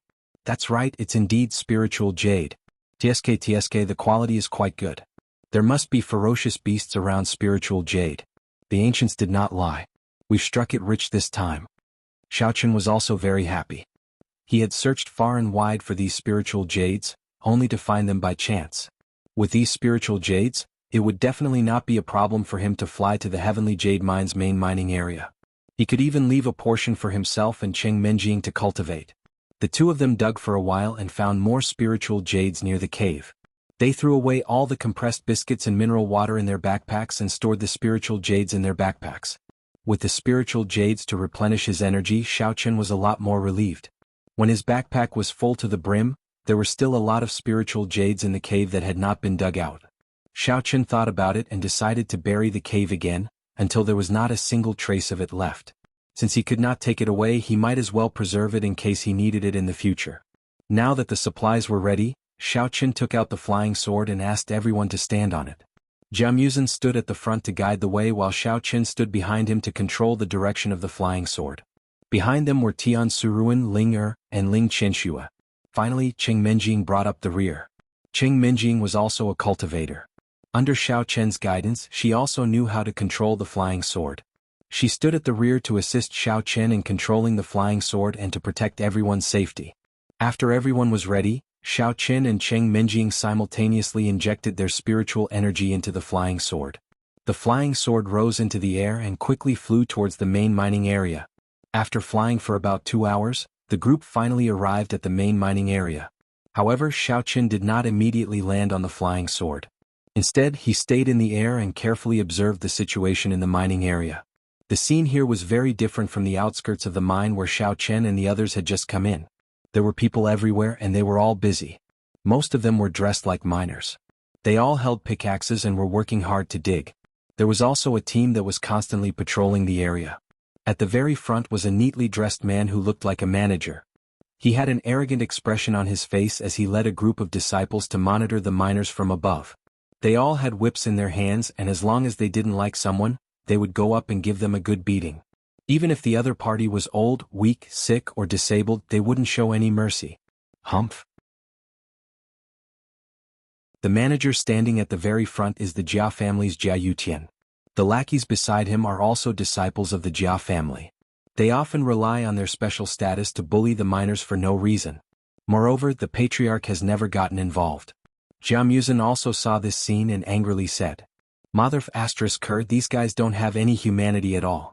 They're practically as rich as the landlords in the feudal society."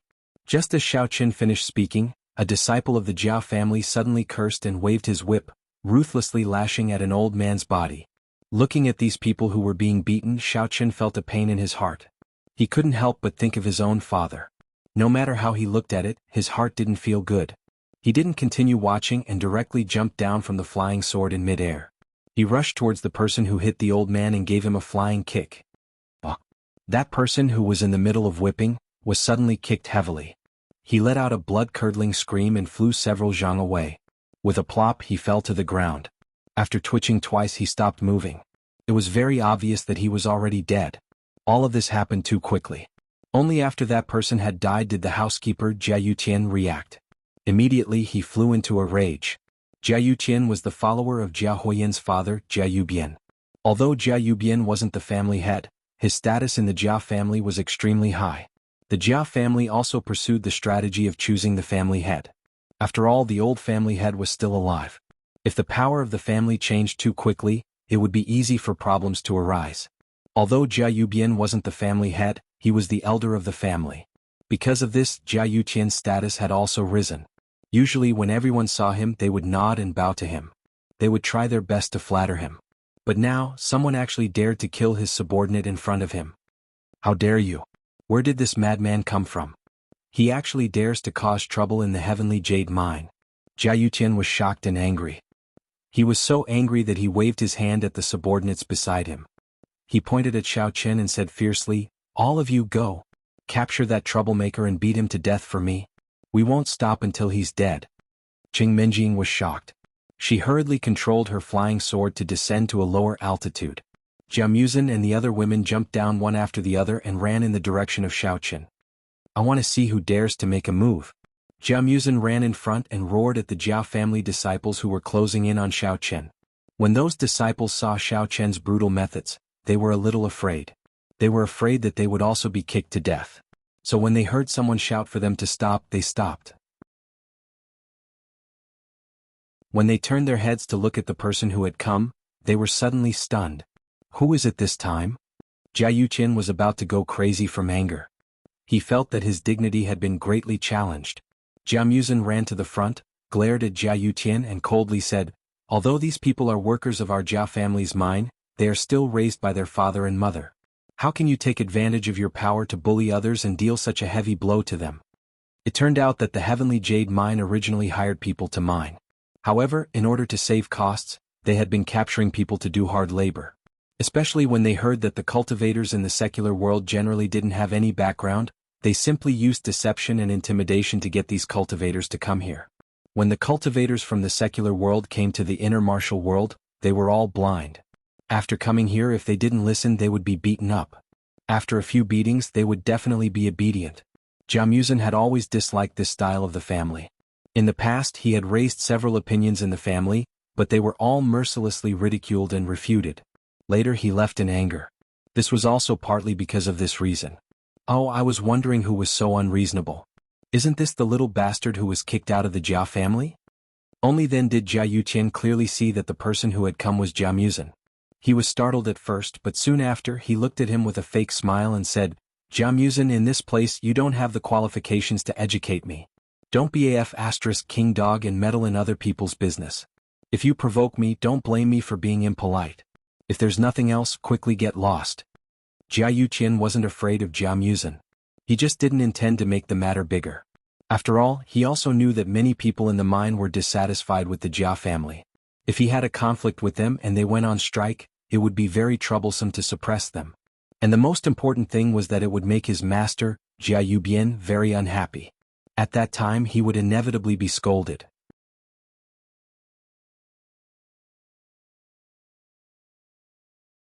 Chapter 1006. Furthermore, the opening of the Honorable Mystic Realm was approaching. If the miners went on strike at this critical moment, it would not be as simple as a scolding. They might even lose their jobs. Therefore, Jia Yuqian's first reaction was to avoid trouble. He wanted to chase Jia Muzen away as soon as possible. You're just a lackey, yet you're talking big. I'm going to interfere in today's matter. If you have the guts, try and touch me. Jia Muzen did not move or panic. He looked at Jia Yuqian coldly and said in a deep voice, F***ck, I'm giving you face, yet you don't want it? Let's try. I've been wanting to teach you a lesson for a long time. Jia Yuqian saw that there was no way to resolve this matter. He waved his hand and ordered his subordinates, attack. Beat him until he can't take care of himself, then throw him out to feed the dogs. The disciples of the Jia family picked up their weapons and charged at Jia Muzen.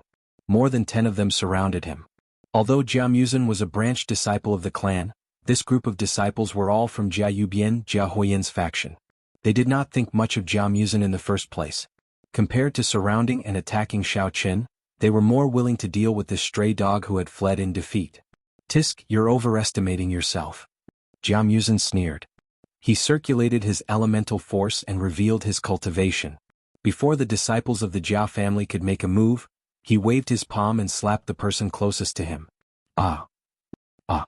Before the disciples of the Jia clan could react, a few of them were sent flying by Jia Muzen in an instant. Every wail was accompanied by a silhouette that flew out and fell to the ground. The other disciples were scared silly and stood blankly on the spot. They didn't know whether they should rush forward or run away. You're already at the Martial General Perfection Realm? Jia Yuqian was shocked. He frowned and immediately released his strength. He was an expert at the Martial King Perfection Realm. What's the use of a Martial General Perfection Realm? Jia Yuqian looked up to the sky and laughed. He slapped at Jia Muzen and shouted, Little bastard, since you're courting death, I'll fulfill your wish. Pretend you're mother's egg. Before the imposing Jia Yuqian could reach Jia Muzen, a voice suddenly rang out, followed by the sound of wind breaking coming from the side. Jia Yuqian tilted his head and saw the sole of a shoe rapidly kicking towards him. He wanted to dodge but found that it was too late. Bah! A muffled sound rang out. Jia Yuqian was ruthlessly kicked by Shao Qin, and he flew out with a blood-curdling scream. After he landed on the ground, he struggled to stand up. However, Shao Qin stomped him down again, causing him to hiss in pain and suck in a breath of cold air. If I didn't want to keep you alive to ask some questions, I would have kicked you to death. You're just a small martial king perfection. How dare you try to compete with me? Shao Qin grabbed Jia Yuqian's loose hair, lifted him up, and punched him in the abdomen. Oh. Jia Yuqian spat out a mouthful of blood and looked at Shao Qin in disbelief. He said in fear, Cough cough, you're a first-level martial venerable. Who the hell are you? When Shao Qin kicked his disciple, Jia Yuqian did not pay attention to his strength. Now that he found out that he was a martial venerable, he almost wet his pants. Jia Yuqian could not help but be afraid. Even the Jia family did not have many martial venerables. Where did this guy come from? He had never seen such a person in the martial arts world. I don't mind telling you, I'm your young master Jia Muzen's helper in the foreign aid competition. Shao Qin cast a sidelong glance at Jia Yuqian and said with a cold smile, This young master just beat up those two fools, Jia Huiyan and Tang Qianling outside. Your status is too lowly, you don't deserve to know my name. Your Big B's helper? Jia Yuqian looked at Shao Qin's lower body subconsciously. His ears were ringing from the kick, so he did not hear the first half of Shao Qin's words. When he saw Shao Qin raise his fist again, he quickly shook his head. Only then did he realize the second half of Shao Qin's words. He was so frightened that he collapsed to the ground. He said in a panic, This young hero, I have eyes but failed to recognize you. I didn't mean to offend you. Please be merciful and let me go. Don't say such useless things. Tell me, is there a person named Xiao Feng in this heavenly jade mine? Where is he now? Let him go immediately. Xiao Qin grabbed Jia Yutian's hair and shouted angrily. So, Feng? I've never heard of this person. Jia Yutian shook his head. Before he finished speaking, Xiao Qin became impatient. With a gloomy face, he grabbed two of Jia Yutian's fingers and forcefully twisted them. Crack. Two crisp sounds of bones breaking could be heard. Jia Yutian did not expect Xiao Qin to make a move without saying a word. He was caught off guard and felt a sharp pain in his left hand. It was so painful that tears were about to fall. He wailed loudly, Ah! Young hero, spare me. Let me think again. Think again. Don't make a move first. Oh sure. Then think about it. Xiao Qin agreed immediately. Just as Jia Yutian breathed a sigh of relief, he smiled and said, But let me tell you, you still have 8 fingers, which means you have 4 chances. From now on, every 30 seconds I will break your fingers and then, Xiao Qin did not continue speaking. He made a you-know expression. Although there was a smile at the corner of his mouth, there was no smile in his eyes at all. Okay. I'll start thinking right away. That person's name is Xiao Feng, right? He should be a man, right? What does he look like? Is there anyone as handsome as you, young hero? Jia Yutian was sweating profusely and kept asking questions. At this time in his eyes, Xiao Qian's smile was as scary as the devil's. On the surface he kept asking questions, but in fact Jia Yutian wanted to buy more time. His mind kept recalling the name Xiao Feng, but he had no impression of it at all. Now I'll start counting from 1 to 30. If you still haven't figured it out, hee. Naturally, Xiao Qin could see Jia Yutian's plan. He was too lazy to talk nonsense with him. He started counting calmly, 1, 30, time's up. Crack. Ah. Another 2 crisp sounds rang out.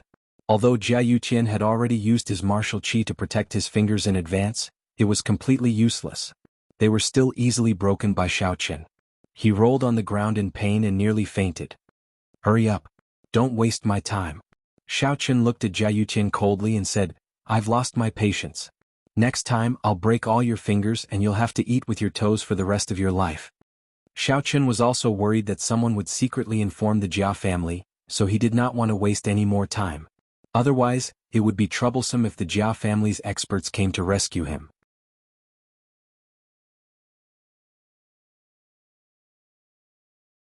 Chapter 1007.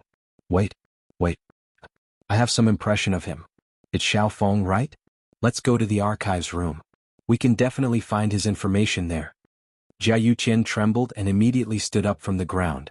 He pointed his middle finger at the archives room not far away and said in a hoarse voice. He had no choice.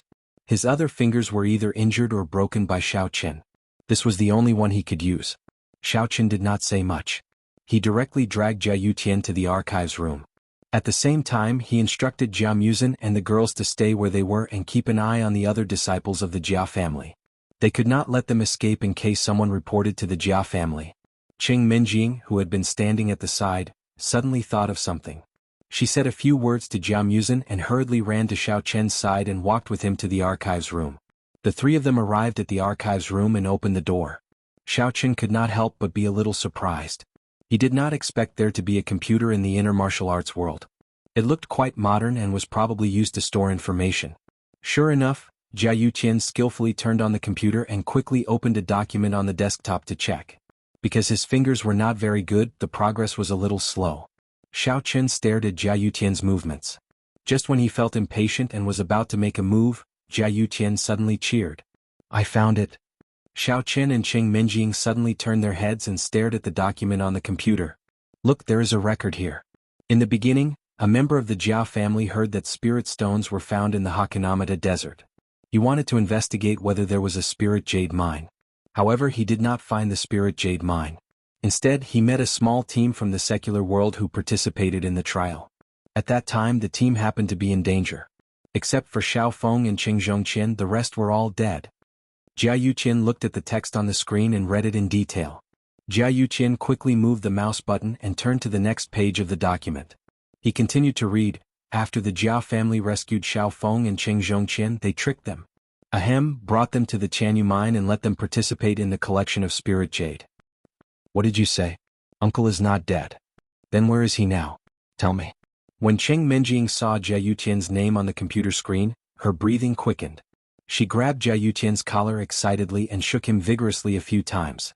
When Cheng Menjing was young, apart from her father, Cheng Zhongming, her uncle, Cheng Zhongqian, was the person who loved her the most. Moreover, her marriage to Xiao Chen was also arranged by Cheng Zhongqian, so she had deep feelings for this uncle since she was young.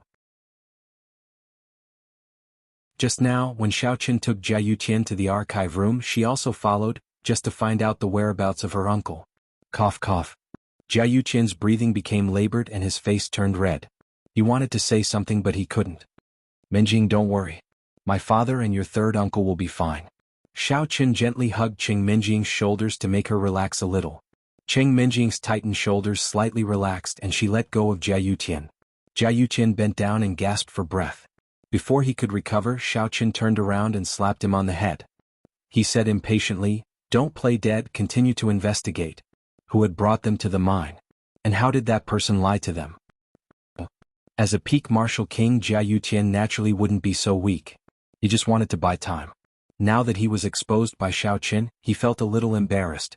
He hurriedly continued to read, "The person who brought them here is Elder Jia Yubian, the father of the next family head, Jia Huoyan. The reason he lied to them was that he had elixirs that could help people who couldn't become cultivators to practice, so, although he was reading the information calmly, Jia Yutian secretly remembered what Xiao Chen had said.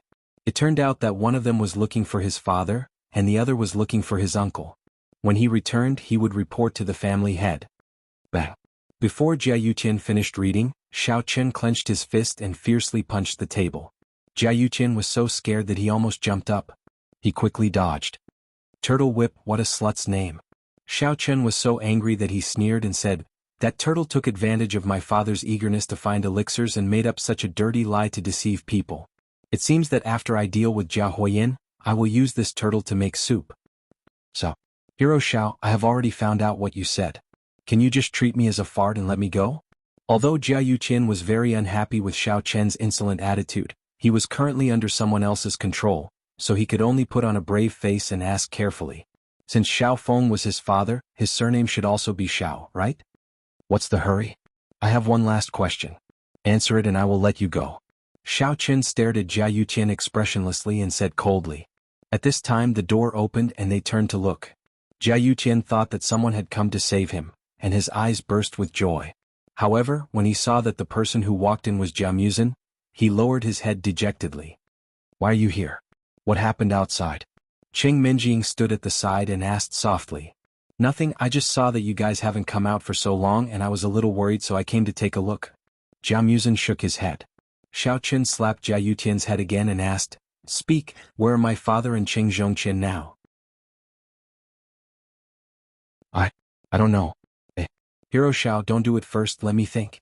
Jia Yutian still wanted to quibble, but he did not expect that Xiao Chen would directly grab his left and right hands, and with a few cracking sounds, Jia Yutian's fingers were all broken like corn. I heard that on rainy days, breaking your fingers and losing your life are more compatible. Xiao Chen stared at Jia Yutian as if he was looking at a dead man. His voice was very gentle, but Jia Yutian felt that it was like the voice of the devil from hell. I remember. Jia Yutian grimaced in pain and hissed.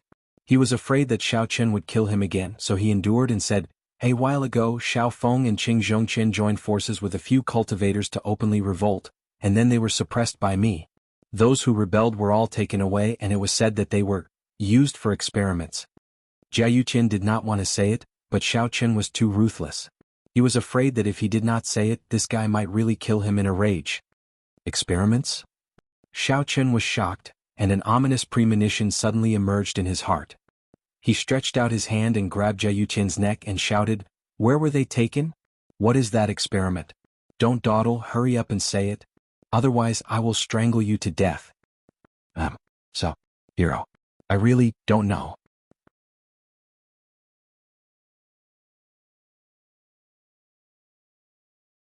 Chapter 1008.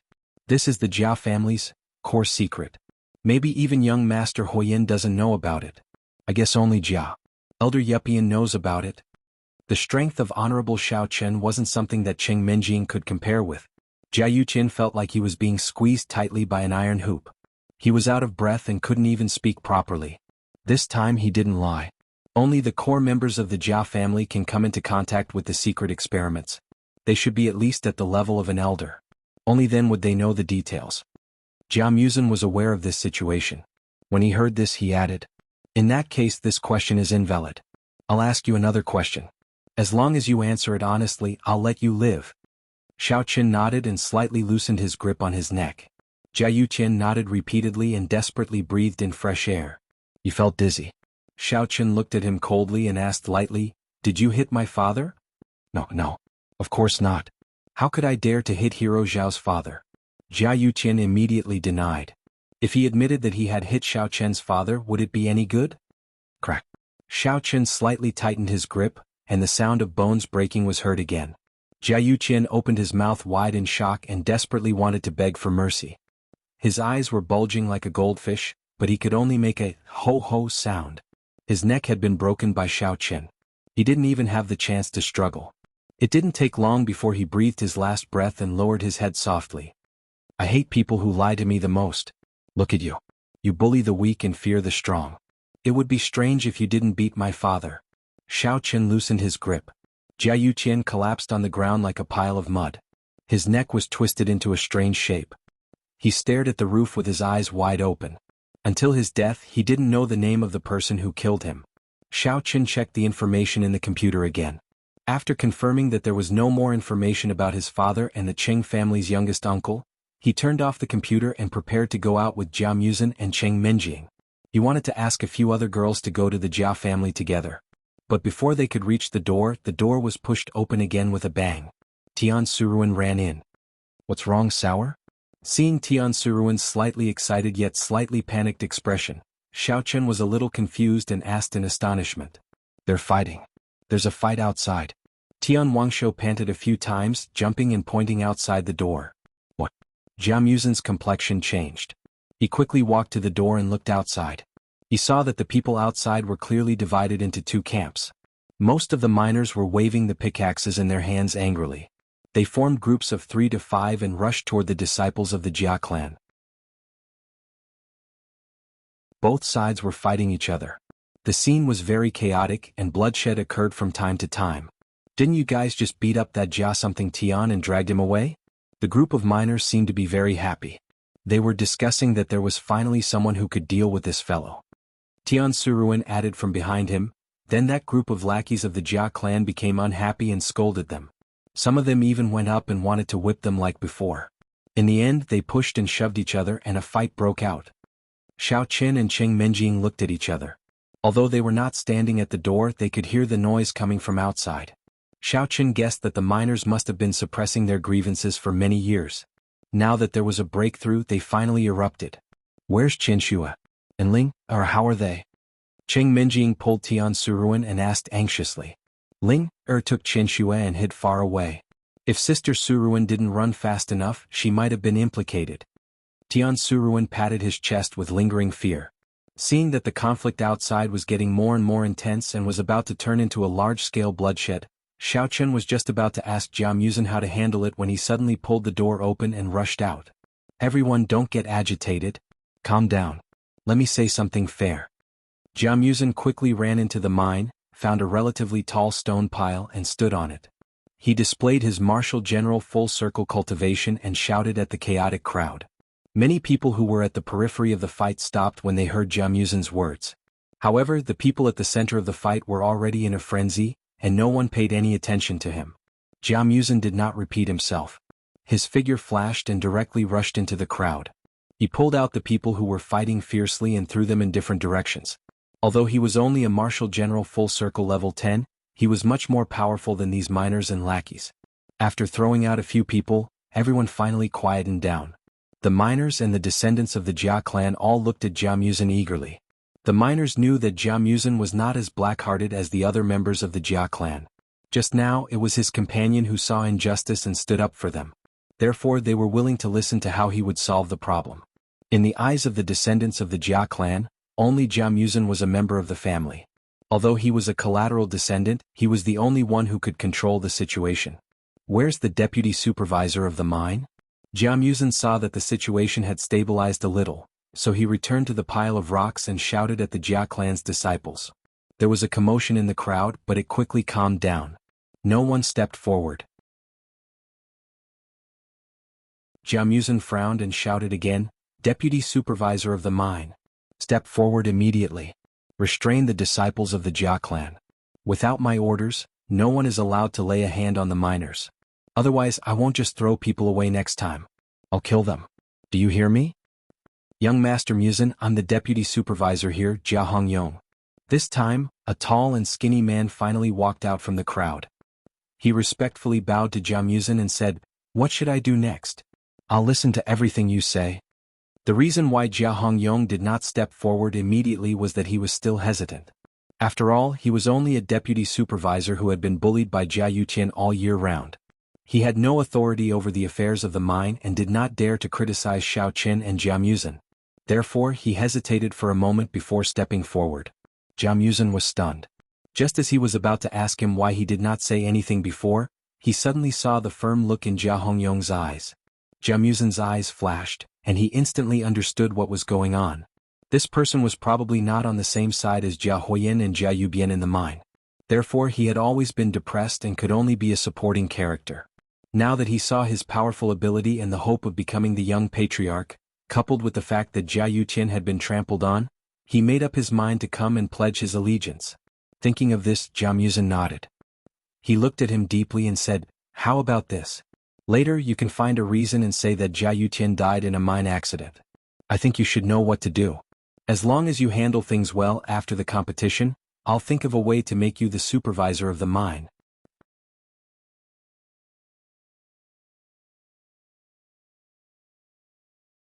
Chapter 1009.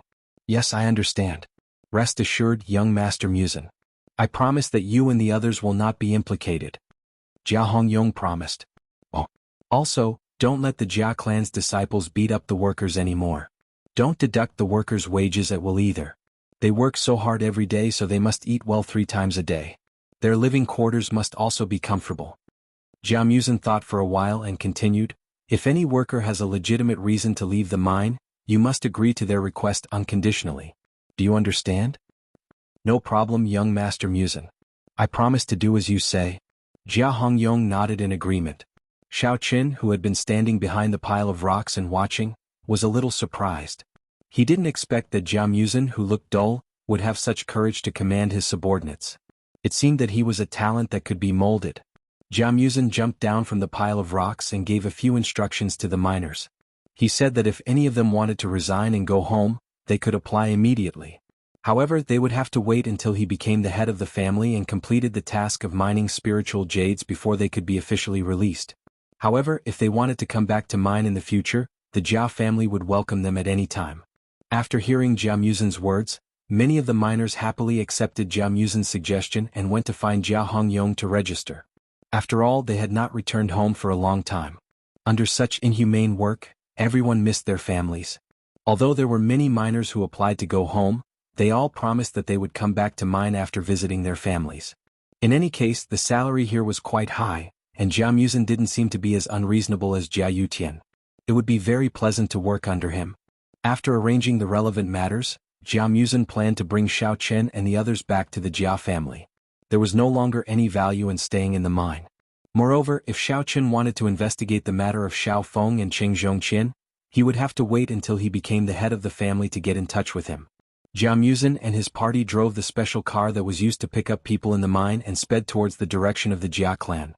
Jia Muzin, who was going home again, was a little nervous. He didn't know what kind of treatment he would receive. Fortunately, he had a capable helper like Xiao Qin. Otherwise, he wouldn't have the courage to return to that disappointing place. In the evening, everyone arrived at the Jia clan. After parking the car, Jia Muzin found a disciple and asked the clan head where Jia Jinyan was. After all, he was still a member of the Jia clan. Although he had left in anger, now that he was back, he had to report to the clan leader first. After the disciple recognized Jia Muzin, he told him that Jia Jinyan was in the conference room, holding a meeting with the family members. He suggested that Jia Muzin wait in the living room for a while until they finished their meeting. However, after thinking about it, Jia Muzin still brought Xiao Chen and the others to the conference room. He had been waiting for this day for too long. When he returned to the Jia family, he didn't want to wait any longer. He wanted to directly prove to Jia Jinyan that he had the ability to become the successor of the family head. Father, I don't think it's possible that Jia Yutian died in a mining accident. There must be something strange about it. We must send an investigation team to investigate the cause of his death thoroughly and punish the perpetrators severely. Otherwise, others will think that our Jia clan is easy to be bullied. In the conference room, Jia Yubian was frowning and said indignantly. While Jia Muzin and the others were driving to the Jia family, Jia Hongyong had already sent back the news of Jia Yutian's death. When Jia Yubian learned about it, he flew into a rage and cursed Jia Hongyong. He also strongly questioned Jia Yubian's statement of the mine accident. Jia Yubian knew Jia Yutian too well. This guy usually acted like a tyrant in the mine and patrolled everywhere, but he never went down to the mine to check the situation, let alone encountered a mining accident. There must be a trap. Maybe he was killed by someone with ulterior motives.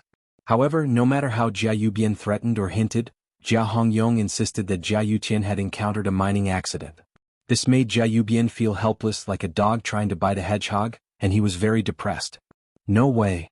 Jia Jinyan, who was sitting in the clan head's seat, shook his head and rejected Jia Yubian's proposal without hesitation. Jia Yubian was stunned. In the past, Jia Jinyan would listen to any suggestions he made, and most of them would be adopted or at least discussed with him. This was the first time he rejected it like this. Jia Jinyan saw his stunned expression and explained patiently, Yubian, you know that the venerable mystic realm is about to open, and now is the final stage of mining spiritual jades. It is absolutely not appropriate to investigate wantonly. It will make the people in the mine anxious, and who will have the mood to mine spiritual jades. So, all of this can wait until the mystic realm closes. This. Jia Yubian felt as if he had punched cotton, and he had nowhere to exert force. He also knew the importance of the venerable mystic realm. The Jia clan relied on providing spiritual jades to occupy a place in the martial arts world. If they dropped the ball at this critical moment, it would be difficult for them in the future. However, Jia Yubian was not willing to lose the control of the heavenly jade mine. Jia Yubian changed his approach and said, Father, I understand what you said, but the heavenly jade mine can't be without a supervisor for a long time. This will also affect the mining. I suggest that we send another person to take charge of the situation, in case those miners find an opportunity to cause trouble. Big brother, didn't father say that? Everything can wait until the venerable mystic realm is over before investigating. In the past, when Jia Yuqian was not in charge of the heavenly jade mine, the mine could still maintain its production, right? You don't have to be too anxious. Sitting at the other end of the table, a middle-aged man who looked somewhat similar to Jia Yubian picked up a teacup and said unhurriedly. This person's name was Jia Yuto, and he was Jia Yubian's younger brother. He was in charge of the family's outreach work with other sections. This outreach work was also a very lucrative job. After all, the Jia clan guarded the heavenly jade mine, which was a treasure mountain. Basically, they did not need to go up to other sects to curry favor with them. They would take the initiative to come to them and ask for more cooperation. Naturally, they would also show their respect to Jia Yuto, who was in charge of the outreach work. Jia Yuto was also very smart. Since taking over the outreach work, he had screened the sects that came to him. He had gained the support of many leaders of the ancient sects, so that the spiritual jades mined by the Jia clan could be used to the greatest extent. Therefore, he had become an important figure in the Jia clan. He was equally famous as Jia Yubian, and was also an elder. Jia Jinyan also valued him. Jia Jinyan had a total of 3 sons. In addition to Jia Yubian and Jia Yuto, there was originally a third son called Jia Yulin, who was Jia Muzin's father. However, a long time ago he and his wife died in an accident while carrying out a mission, leaving Jia Muzin as his only son.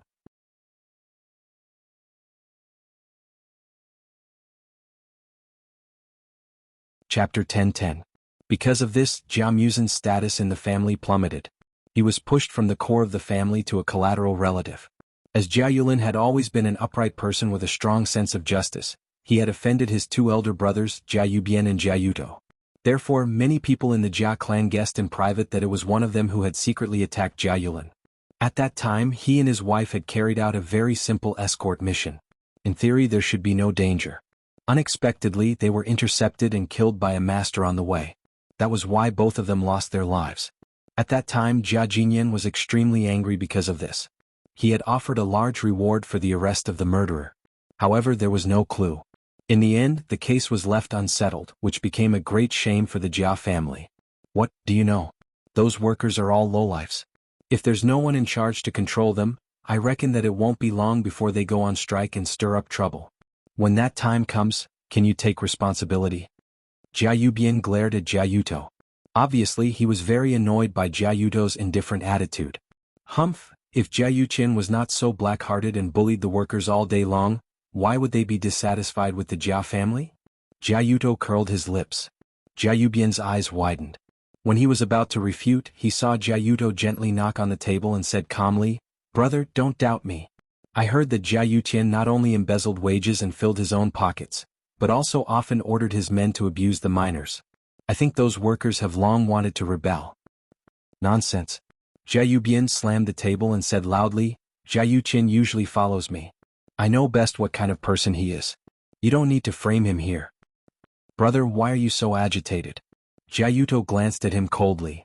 "It is because you usually do not discipline him that you are worried about the consequences after something happened to him. TSK, I don't know how much of the money Jia Yuqin embezzled went into his pocket, and how much was handed over." Jia Yubian's shortcomings were exposed. He immediately jumped up and roared emotionally, "Don't just stand there and talk. It's easy for you to say that. Why don't you try managing the mines for a few days? Those workers were usually lazy and didn't work. They even made all kinds of rude requests to the Jia clan. They were all shameless and unruly people. How can we not give them some pressure?" "Hehe, since Big Brother has said so, it would be impolite for me to refuse. I'll have to trouble you for a while. As long as you agree to hand over the management rights of the mine, I will immediately send someone down. I guarantee that they will do 100 times better job than Jia Yuqian." Jia Yuto immediately followed up, a cunning light flashing in his eyes. He had been waiting for Jia Yubian to say this. Jia Yubian had been eyeing the Heavenly Jade mine for a long time. There were only a few ancient sects, but the mine was a big cake. If he could occupy a corner, he would be able to gain a lot of benefits. Jia Yubian was stunned. He didn't expect Jia Yuto to climb up the pole. For a moment, he was so angry that his chest heaved and he couldn't even speak. Jia Jinyan always had an attitude of survival of the fittest when it came to the internal strife of the family. Therefore, he didn't interrupt until they reached a deadlock. He was about to speak and stop the two from quarreling. However, before he could speak, he heard the sound of the door opening. Everyone turned their heads and saw Jia Muzin leading Xiao Chen and the others in with his head held high and chest puffed out. He stared at Jia Yubian and Jia Yuto as if they were idiots, a disdainful smile appearing on his lips. "It's a good thing that I didn't let you two be the patriarchs. What kind of good patriarchs do you think you two are? Sooner or later, the Jia clan will be completely defeated by you. I think you two might as well go out and fight. What's the point of talking like a girl here?" Jia Muzin sneered. He never had a good impression of these two uncles, so he didn't have any good words to say. "How dare you? Who do you think you are?" "Jia Muzin. Why is it you?" Jia Yubian's back was facing the door, so he didn't see who the person was. He turned around and rolled up his sleeves while cursing. However, when he saw Jia Muzin standing there with his hands behind his back, he couldn't help but be surprised. Jia Yuto didn't say anything. His complexion was a bit ugly. Why did Jia Muzin suddenly come back? He had already prepared a secret weapon to let his son, Jia Tuyao, restrain Jia Huoyin and win the championship in one fell swoop. He didn't expect that there would be another competitor. Jia Jinyan, who was sitting in the middle of the conference table, was also a bit surprised. He gave Jia Muzin a meaningful look, then looked at Xiao Chen and the others behind him. His eyes flickered as if he was pondering about something. Xiao Chen received Jia Jinyan's sharp gaze, but he didn't fight back. Instead, he lowered his head and remained silent. After all, this was Jia Muzin's home ground. He couldn't be too noisy and steal the spotlight. Moreover, the few people present were obviously experts, especially that old patriarch who was even more immeasurable. It could be felt from his sharp eyes. Therefore, Xiao Chen didn't want to be too ostentatious, lest he and Jia Muzin got into unnecessary trouble. "Hello, Grandpa. I took the liberty to come back. I hope Grandpa can forgive me." Jia Muzin first respectfully saluted Jia Jinyan. Jia Jinyan waved his hand, indicating that it was fine. Jia Muzin turned his head to Jia Yubian and Jia Yuto with a smile and said, "Uncles, you two continue to talk. Don't ruin the atmosphere because of my appearance. By the way, where were we just now? Oh, you are going to choose a manager for the mine, right? I think Jia Hongyong is pretty good, I will vote for him. Presumptuous. You little bastard, you ran away from home without permission. I didn't argue with you for the sake of your father, but I didn't expect that you would actually dare to come back, and even use such a big tone to teach me a lesson? Jia Yubian was unable to restrain his anger. He heavily slammed the table and stood up. He coldly stared at Jia Muzin, ready to rush over and teach him a lesson at any time. What's wrong? Can't I come back? No matter what, I am still a member of the Jia family, and the blood of the Jia family flows in my body. Can I give advice? Jia Muzin said with a smile that didn't seem like a smile. Or is it that this family is already your word, and those who oppose you will be killed? Bullsh****. Jia Yubian's eyes almost popped out.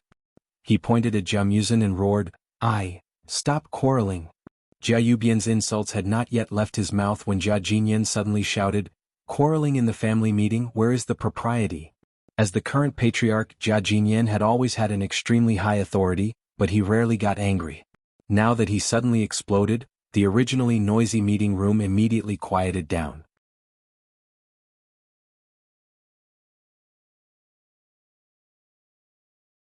Chapter 10-11. Shao Qin raised his eyebrows slightly. It seemed that Jia Jinyan was quite respected. Alright, it's settled then. Jia Hongyong will temporarily take over the position of the mine's general manager. When the Venerable Realm opens and the collection of spiritual jades comes to an end, we will arrange the follow-up matters. Jia Jinyan directly made the decision. Understood. All the descendants in the meeting room agreed in unison. No one dared to raise any objections. Even Jia Yubian could only reluctantly lower his head. Jia Jinyan stood up and swept his majestic gaze over everyone present. After his gaze swept over Jia Muzin's group, his gaze lingered on Shao Qin for a while. He quickly regained his composure and patted Jia Muzin's shoulder. He very kindly said, Muzin, since you are back, go to your residence and have a good rest. The Interclans tournament is about to begin. Be prepared. Alright, thank you, Grandpa. My friend and I will be leaving first. Jia Muzin nodded in thanks. He glanced at Jia Yubian and Jia Yubian before turning around and walking out of the meeting room with Shao Chen and the others. Seeing Jia Muzin's smug expression, Jia Yubian could not help but gnash his teeth in anger. However, he could not do anything to Jia Muzin and could only watch him leave. Jia Yudo's eyes flickered as if he was thinking about something. Now that his son had another competitor, he had to think of a solution as soon as possible. After discussing a few more topics, Jia Jinyan hastily ended the meeting. He had been extremely busy these days. Whether it was the Interclans tournament or the opening of the Venerable Realm, he had to personally participate in them. Therefore, he could not be bothered to stay and listen to his two sons quarrel. After giving a few simple instructions, he hurriedly left. Weiyan, what's going on? Why is Muzin still alive? Didn't I ask you to send people out as soon as possible and kill him while he is in the secular world? Jia Yubian angrily returned to his own courtyard. After thinking about it for a while, he still could not find the right answer. He called for Jia Huoyin and harshly reprimanded him. What? He is still alive? I thought he had died in the heavenly jade mine. Jia Huoyin was a little confused by the scolding and muttered in confusion. He had just arrived home and didn't know that Jia Muzin had already returned to the Jia clan. The speed of the flying sword was much faster than that of a car. Nonsense. Not only is he still alive, but he even tried to intimidate me in front of that old thing, deliberately embarrassing me in front of everyone. As Jia Yu spoke, he suddenly felt that something was wrong. He asked in surprise, What did you just say? It seems like you already knew that he went to the heavenly jade mine? Yeah. Didn't we issue a trial mission in the Wulin? He suddenly appeared and brought a few people to participate in the trial. I purposely put them in the dangerous area outside the mine, thinking that they would die there. I didn't expect. What a blunder. Jia Huoyin shook his head gloomily and sighed helplessly. You little bastard, why didn't you tell me earlier? If I had known earlier, I would have definitely sent someone over to keep them in the mine. Recalling the scene in the conference room, Jia Yu became angrier the more he thought about it. He gritted his teeth and said, Damn it, now even Jia Yuqian has died inexplicably. I suspect that it was that guy who killed him secretly to target me. I thought it was not a big deal, so I didn't tell you in advance. I wanted to tell you when I came back. Jia Huoyin was stunned and asked in confusion, Jia Yuqian is dead? It can't be that little bastard who did it, right? He is just a martial general in the Great Perfection. As far as I know, Jia Yuqian is already a martial king in the Great Perfection. How could he be dead? How would I know? Jia Yu glared at Jia Huiyan and scolded angrily, "You bastard, why don't you use your brain?" Jia Muzin was suppressed to run away from home. Now that he dares to come back so brazenly, he must have something to rely on. Don't be fooled by the fact that this guy is wearing glasses and looks dumb. He is definitely not a rash person. Yes, I remember now. Speaking of someone to rely on, Jia Muzin does have a martial honorable helping him. He looks like a pretty boy and his name is Xiaoqin. Jia Yuqian's death must be his doing. Jia Huiyan suddenly became alert and slapped his thigh in realization. Xiaoqin? A martial honorable helping him? Jia Yubian was incomparably shocked. He had also seen the person behind Jia Muzin just now. The only man should be Xiao Chen. He never thought that Xiao Chen would be a martial honorable at such a young age. Jia Yubian hurriedly pulled Jia Huiyan back and asked anxiously, "What's the background of that Xiao Chen? I remember that Tang Yuanxing is also a level 1 martial honorable. If they were to fight during the clan's tournament, would there be any problems?" "I don't know about Xiao Chen's background, but you don't have to worry. Tang Yuanxing has reached the peak of level 1 martial honorable not long ago. He will be able to defeat Xiao Chen easily." Jia Huiyan waved his hand disapprovingly. That's good. Jia Yubian was relieved. He thought for a while and said, "I'd better go and find out about Xiao Chen's background first, and see if there is a way to kill him secretly. After all, the situation in the clan's tournament is ever-changing. It's always good to have one less opponent. At that time, Tang Yuanxing will only need to deal with Jia Tuyao's helper." After saying that, Jia Yubian ordered his subordinates to gather information, and also asked them to find out the background of Jia Tuyao's external help. In today's family meeting, Jia Yuto was way too calm, as if he was sure that he would win, which was never the case before. Although Jia Yubian seemed to be hot-tempered and straightforward, he was actually a meticulous person. He treated his son's enemies very cautiously, and would not let go of any danger. If he could kill Xiao Chen, Tang Yuanxing could focus on dealing with Jia Tuyao's helper, which would save him a lot of trouble. As for Jia Yuto, he calmly went back to his own yard, called Jia Tuyao over, closed the door and stayed in the yard for quite a few hours. As Jia Yuto had sent all the servants far away from the room, no one could hear what they were talking about until Jia Tuyao opened the door and left. Jia Yuto changed his clothes and ate his meal as usual, as if nothing had changed. After Xiao Chen and the others finished their dinner, Jia Muzin took them to the yard where he used to live. However, when he arrived at the gate, he found that the yard was brightly lit, as if someone else was living in it. Jia Muzin was surprised, pushed the gate open and walked in. However, after taking only 2 steps, he was shocked and couldn't move anymore. He almost thought that he had walked into the wrong place. He had only left for less than a year, but the layout of the yard had changed completely.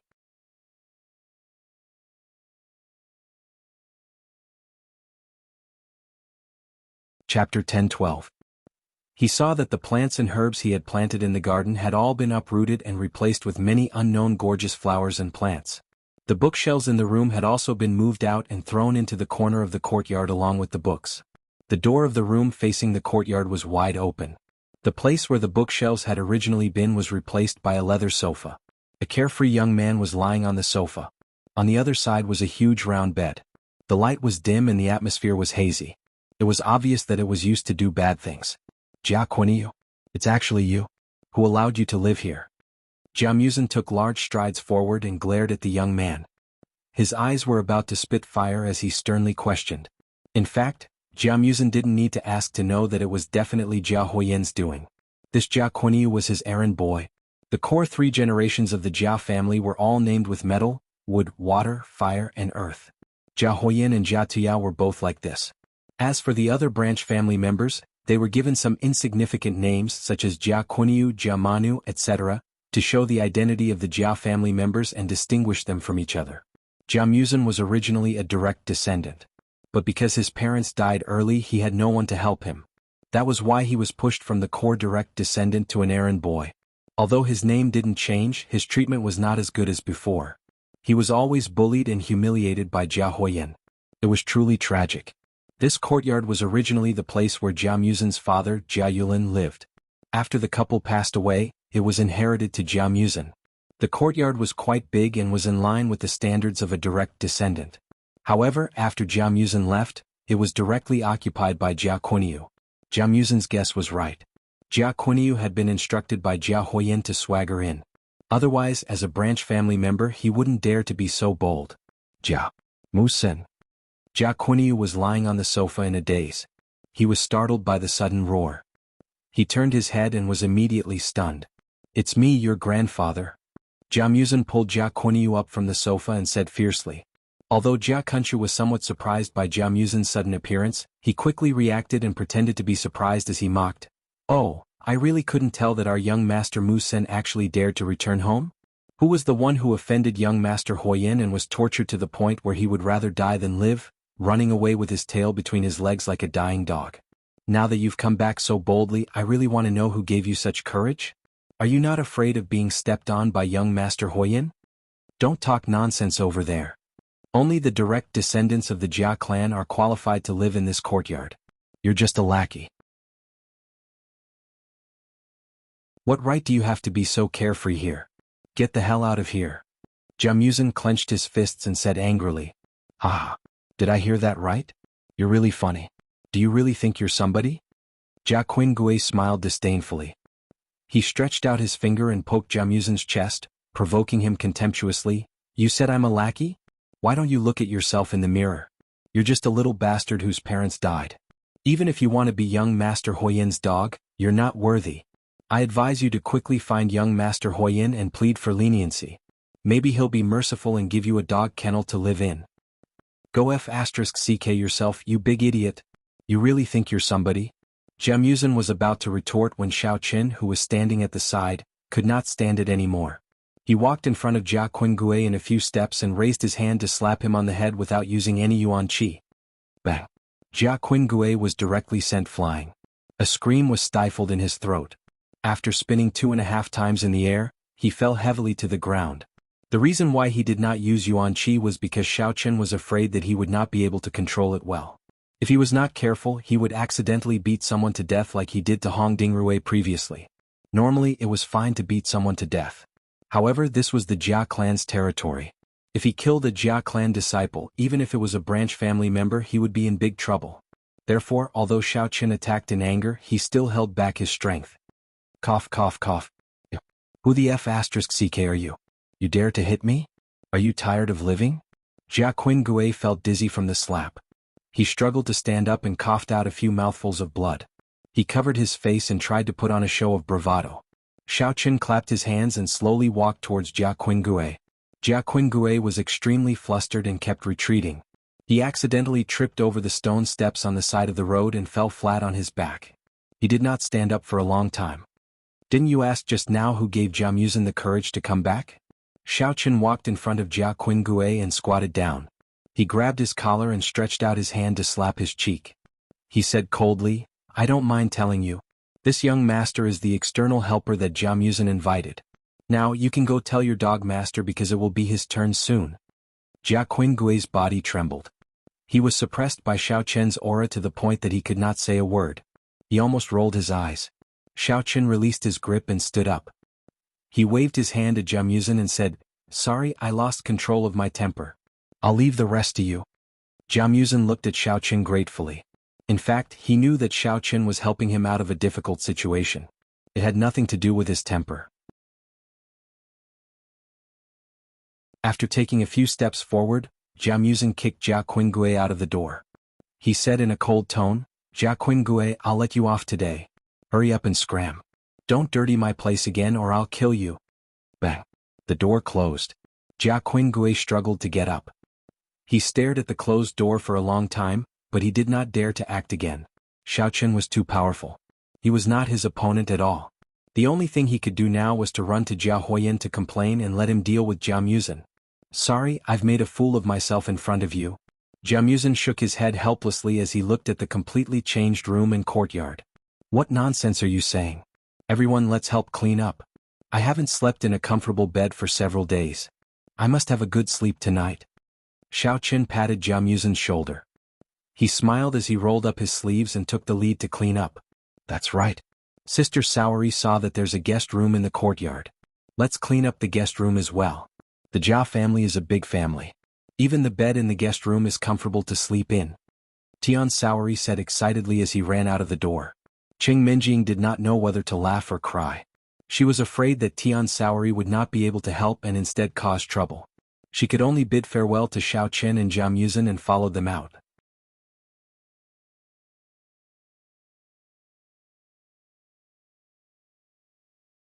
Chapter 10-13. Linger and Ling Qianxue stayed in the room and helped Xiao Chen to tidy up. Everyone was either a cultivator or a cultivator, so it didn't take long for the whole room to look brand new. On the other side, Jia Inu covered his face and limped to Jia Huoyan's room. He pushed open the door and ran in. Before Jia Huoyan could ask anything, he started to complain. "Young Master Huoyan, you have to help me. That little bastard didn't take you seriously at all. He even dared to beat me up and even drove me out of the room. That was specially left for me by you. He was slapping you in the face." Jia Qinsu knelt on the ground with a thud and complained with tears streaming down his face. "What nonsense is this?" Jia Huoyan looked at Jia Inu in confusion. He didn't understand what he meant. "You are a man, why are you crying like this? Quickly stand up and speak properly. What the hell happened?" "Young Master Huoyan, don't you know? Jia Muzhen is back. Not only did he get someone to beat me up, but he also drove me out of his courtyard. You promised to give me that courtyard. Isn't he clearly going against you?" Jia Kushu wiped his tears and snot and pleaded bitterly, "Who can tolerate this? You have to help me. Otherwise, I won't have a place to stay tonight." King deserved it. Jia Huoyan finally understood what had happened. He was so angry that he slapped Jia Inu and scolded. "If he wants to stay, just give him the house. Why are you arguing with him? He brought back a venerable expert. Can you afford to offend him? Besides, it's the middle of the night. Where am I going to find someone to teach them a lesson?" It wasn't that Jia Huoyan didn't want to teach Jia Muzhen a lesson. However, Xiao Chen was a level 1 venerable. He couldn't beat him. He couldn't possibly run to Tang Yuanxing for help just because his lackey was injured, right? That would be too embarrassing. Then what should I do? Won't I have to sleep on the streets? Jia Inu was dumbfounded. "Don't you have your own room? Go back and live there first, don't be picky." Jia Huoyan thought for a while and comforted him. "Don't be too anxious. My father is already thinking of ways to deal with them. Wasn't the tournament about to begin? Once this matter was over, Jia Muzhen and his helper would be dead and gone. You can go back when the time comes."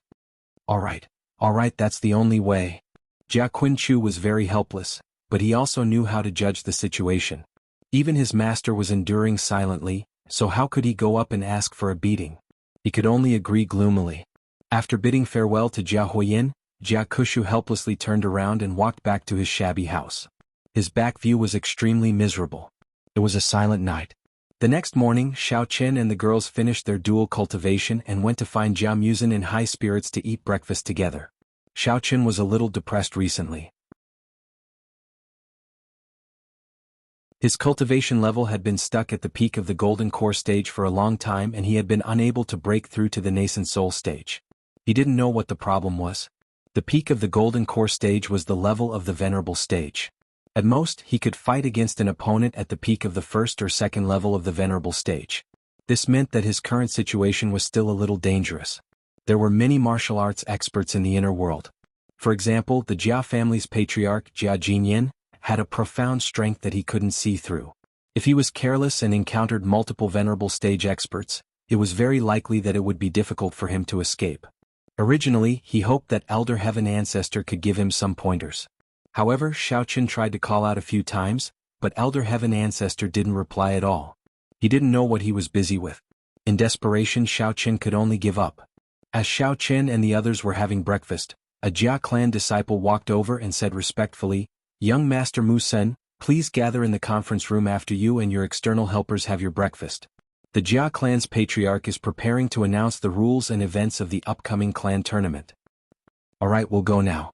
Jia Muzhen nodded and tried his best to stuff food into his mouth. "Hey, wait a moment." The disciple turned around and was about to leave when Tian Souring suddenly called out to him. "Then can Sister Souring and the other sisters go? I've never participated in a clan's tournament before." "This?" The disciple looked troubled and didn't say anything for a moment. "Souring, don't make things difficult for him." Xiao Chen smiled and shook his head. "You're not an external aid, why would you go? To cause trouble?" How do you know that I'm going to cause trouble? Tian Sour pouted, looking unhappy. Four Eyes looked so confused. What if he's tricked by someone? There's no good person in this kind of big clan. The disciple's head was almost touching the ground. He wanted to cover his ears and pretend that he didn't hear what Tian Souring said just now. All right, Souring. Qing Minjing smiled and pulled her. Don't we have Xiao Qin here? He'll protect Jianghu. You don't have to worry. That's right. This is a clan's tournament. There must be a lot of people. Let's not go and continue cultivating here. Ling blinked her eyes at Tian Souring. Ling Qinxue also nodded gently. Fine, I won't go. Sister Souring doesn't care. Tian Souring actually knew that she shouldn't go, but she was stubborn and didn't want to admit defeat. The disciple felt as if he had been pardoned. He quickly bowed and left Jianghu's courtyard as if he was escaping. Menjing, let's go. You guys stay here and cultivate. Xiao Qin finished his breakfast and walked to the meeting room with Jianghu. Jianghu was silent along the way. Although he looked relaxed, he was inevitably a little nervous. Relax and follow your heart. As long as you try your best, it's fine. Xiao Qin saw that Jianghu was a little strange. He patted him on the shoulder and comforted him with a smile. Moreover, you have me as your external help. I understand. Jianghu nodded and took a deep breath. He got rid of the distracting thoughts in his heart and immediately felt a lot more relaxed. However, although Xiao Qin spoke tough, he was also a little nervous. On one hand, it was because Jianghu was his friend. Although Jianghu gave him a guarantee, he was also worried that his strength was not enough. After all, he had never fought with a venerable expert. He didn't know if he could win just by relying on the one-sided words of the Elder Heaven Ancestor. On the other hand, the Jia clan was an important entry point for Xiao Qin to find his father. Therefore he must not fail. Otherwise, even if he was lucky enough to survive the competition without the rights of the young master, it would be difficult to find out the whereabouts of his father in the future. Naturally, there would be a certain amount of psychological pressure. After taking a deep breath, Xiao Qin followed Jianghu and pushed open the door of the meeting room.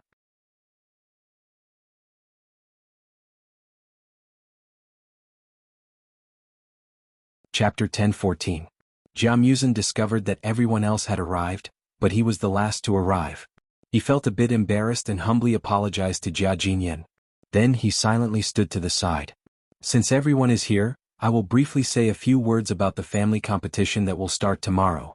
Jia Jinyan glanced at Jianghu and slightly nodded. He didn't blame him and signaled him to quickly find a place to sit. At this time there were already many people in the conference room.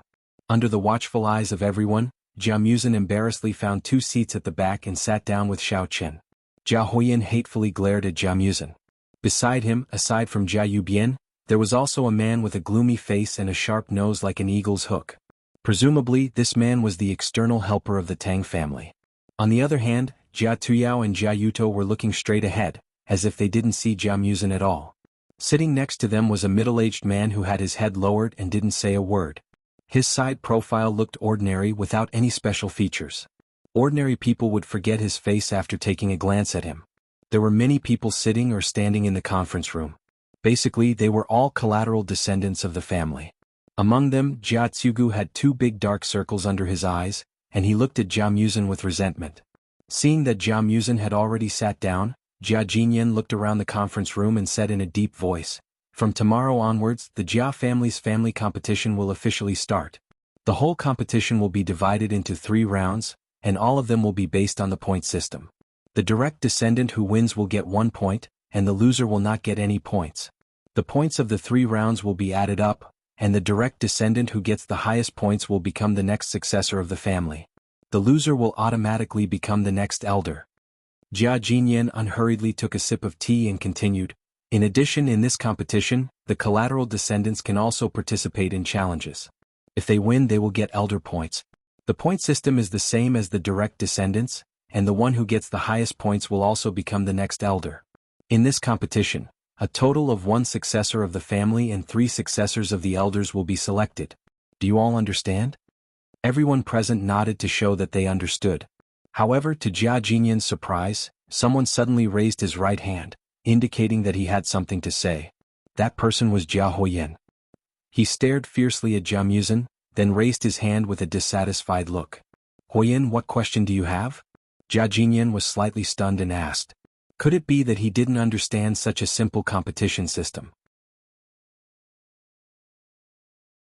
Grandpa, I want to know if a direct descendant who leaves the family without permission, can he still be counted as a member of the Jia family? Is he still qualified to participate in the family competition? As soon as Jia Huoyan opened his mouth, he pointed the spearhead at Jia Muzin. He hoped to use this reason to disqualify Jia Muzin from the competition. If this move succeeded, he would have one less opponent, and his chances of becoming the successor would be greatly increased. Jia Jinyan instantly understood Jia Huoyan's intention.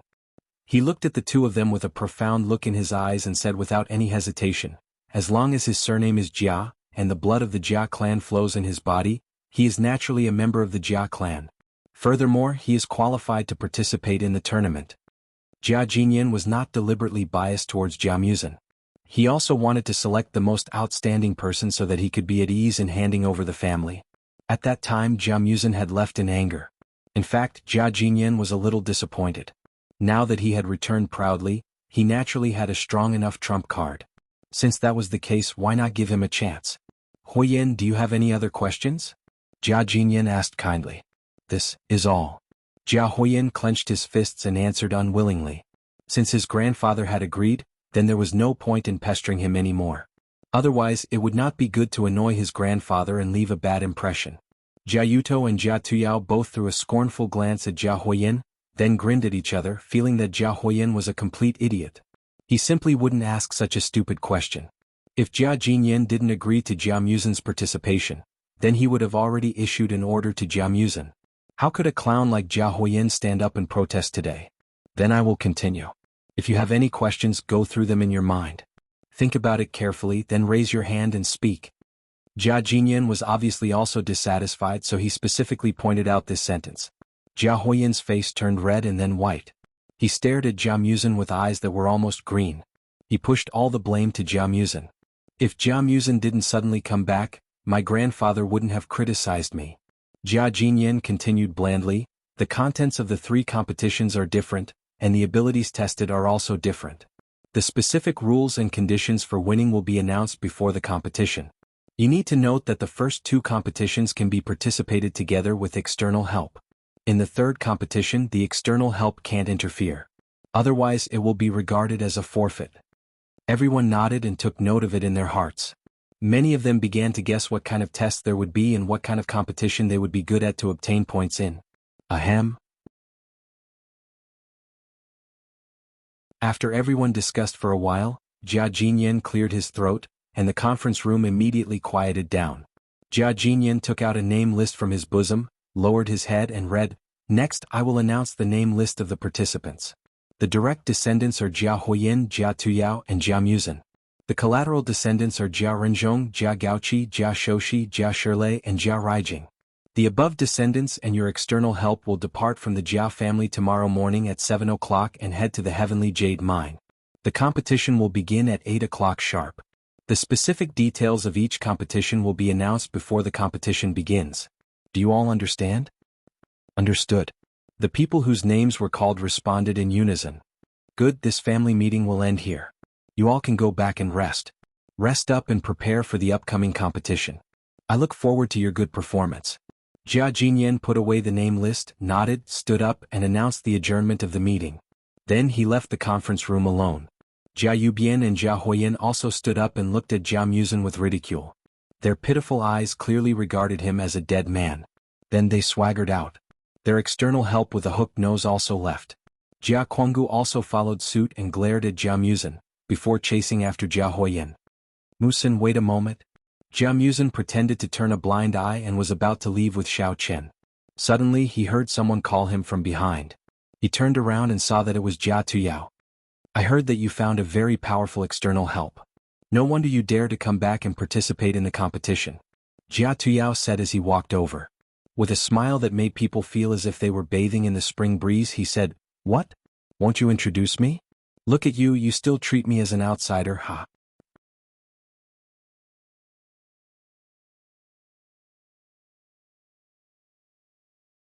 Chapter 10-15. Oh, this is Xiao Chen. He's my classmate at Lanqing University. Jia Muzin couldn't figure out what Jia Tuyao was trying to do, so he could only point at Xiao Chen and make a simple introduction. Nice to meet you, I am Jia Muzin's cousin Jia Tuyao. Brother Xiao, may I know which martial school you are from? Who did you learn from? Jia Tuyao still smiled innocently, then reached out his hand enthusiastically, wanting to shake hands with Xiao Chen. Xiao Chen didn't refuse but shook hands with Jia Tuyao casually. He knew that Jia Tuyao wanted to know more about him, so he didn't care and said blandly, "Oh, Brother Jia, you flatter me. I am just an unknown individual cultivator in the secular world, not a martial artist. Sorry to disappoint you." I see. Jia Tuyao was a little surprised. He didn't expect that Xiao Chen was from the secular world. But soon he changed his mind. He thought that Xiao Chen must be lying and didn't want to tell him the truth. How could there be high-level cultivators in the secular world? Wasn't this nonsense? Therefore he said calmly, "Brother Xiao, you are too modest. As far as I know, Jia Huoyan's helper has reached the peak of the first level of the Venerable Realm. It seems that you are not weak either. Otherwise, you wouldn't have taken such a big risk to help Mu Senator, am I right? Brother Jia, you flatter me. With my low strength, I can only rank second in the world. I don't dare to guarantee other things, but it won't be a problem for me to help Mu Senior." Xiao Chen shrugged and said lightly. "Ah. I didn't know that Brother Xiao was so humorous. Since you are the second in the world, who is the first in the world?" Jia Tuyao let out a couple of laughs, but in his heart, he had already cursed Xiao Chen's ancestors over and over again. This guy was too arrogant. The second in the world?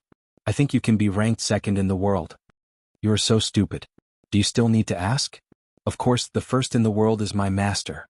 He can casually move his fingers, not to mention the internal martial arts world. I guess the entire Milky Way will be turned upside down. Xiao Chen said as if it was a matter of course. Ah, since Brother Xiao has said so, I'll have to wait and see. Don't let me down.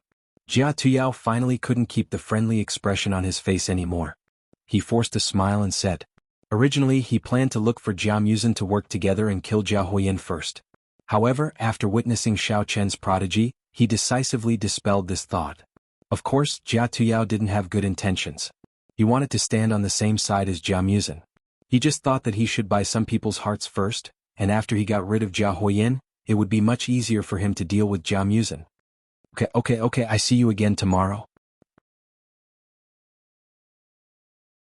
Xiao Chen I Tianhua I Chen Yu I Jia Yu Yao I Tian I Chen Yu and Tian Yu Am Chen Yu Tian Yu Xiao Chen Yu Xiao Chen Xiao Chen Jia Xiao Chen Jia Xiao Yao Chen Jia Yao. Tuyao, how is it going? Have you found out anything about that guy? Jia Yuto asked in a low voice when Jia Tuyao walked up to him. That guy is called Xiao Chen. He said that he is from the secular world, and he doesn't admit that he has a master or a sect. I think he is just an idiot, crazy, and doesn't know the immensity of heaven and earth. He is completely useless.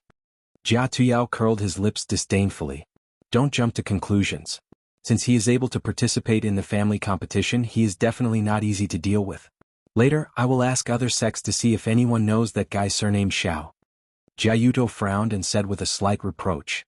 Father, thank you for your advice. I understand. Jia Tuyao nodded.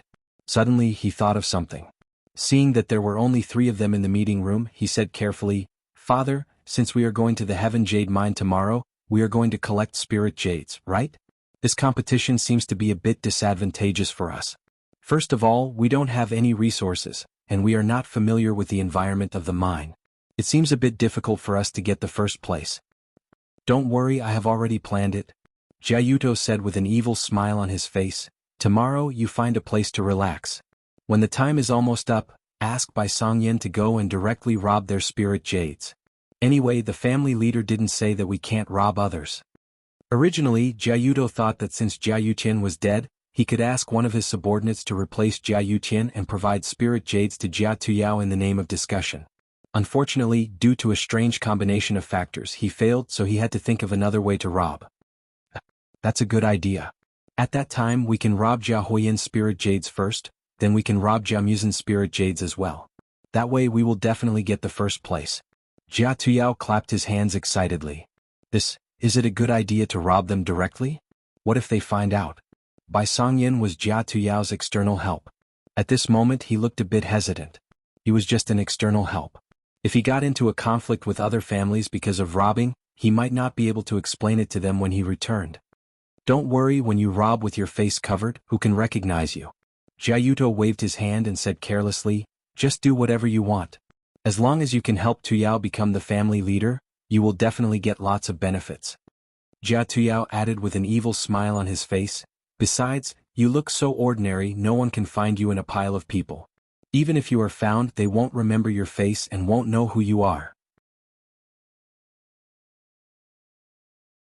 "Okay.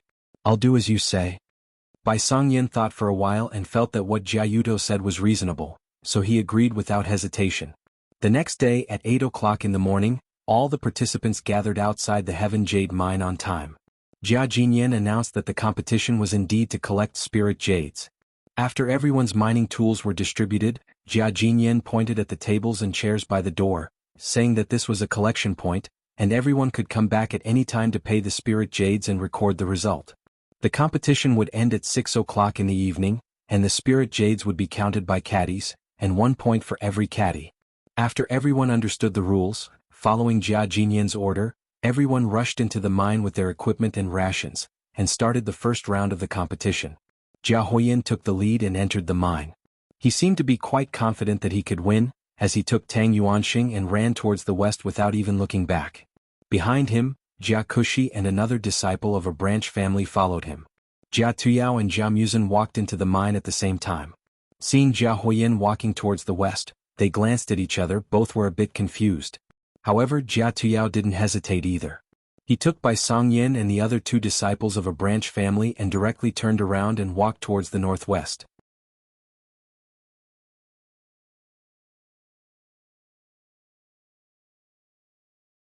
Chapter 10:16.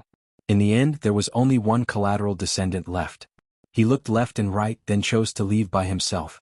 Seeing that the crowd couldn't wait to leave in the blink of an eye, only Jia Muzhen and Xiao Chen were left at the gate. Xiao Chen looked at the direction where Jia Tuyao and Jia Huoyin left and wondered, "What's going on? I remember that's not the location of the main mining area. These 2 idiots actually went in that direction and they even brought so many people with them. Could it be that they are plotting something? I forgot to tell you before. Among the 5 collateral descendants who are participating in the competition, 4 of them have their own factions. Among them, Jia Kushi and Jia Sholuo are Jia Huoyin's henchmen, while Jia Shirlei and Jia Raijing are Jia Tuyao's followers. That's why they are following their own master." Jia Muzhen explained and said, "As for what they are plotting, I don't know." "Jia Kushi, Jia Shirlei? Aha, I say, the names of your family are really interesting. Except for Huoyin, the rest are all triplets. If they were punished to write their names 100 times, they probably wouldn't be able to finish writing until dawn." Xiao Chen joked with a smile. In fact, when Jia Huoyin was a child he also used triplets, but I don't know why he changed it later. Maybe he wanted to show that he is different from others. Jia Muzhen shrugged. TSK, your family head is really ahead of the times. He knows that important things should be said 3 times, so after saying one word he repeated it 3 times and then folded it into one word. Xiao Chen had a look of worship on his face.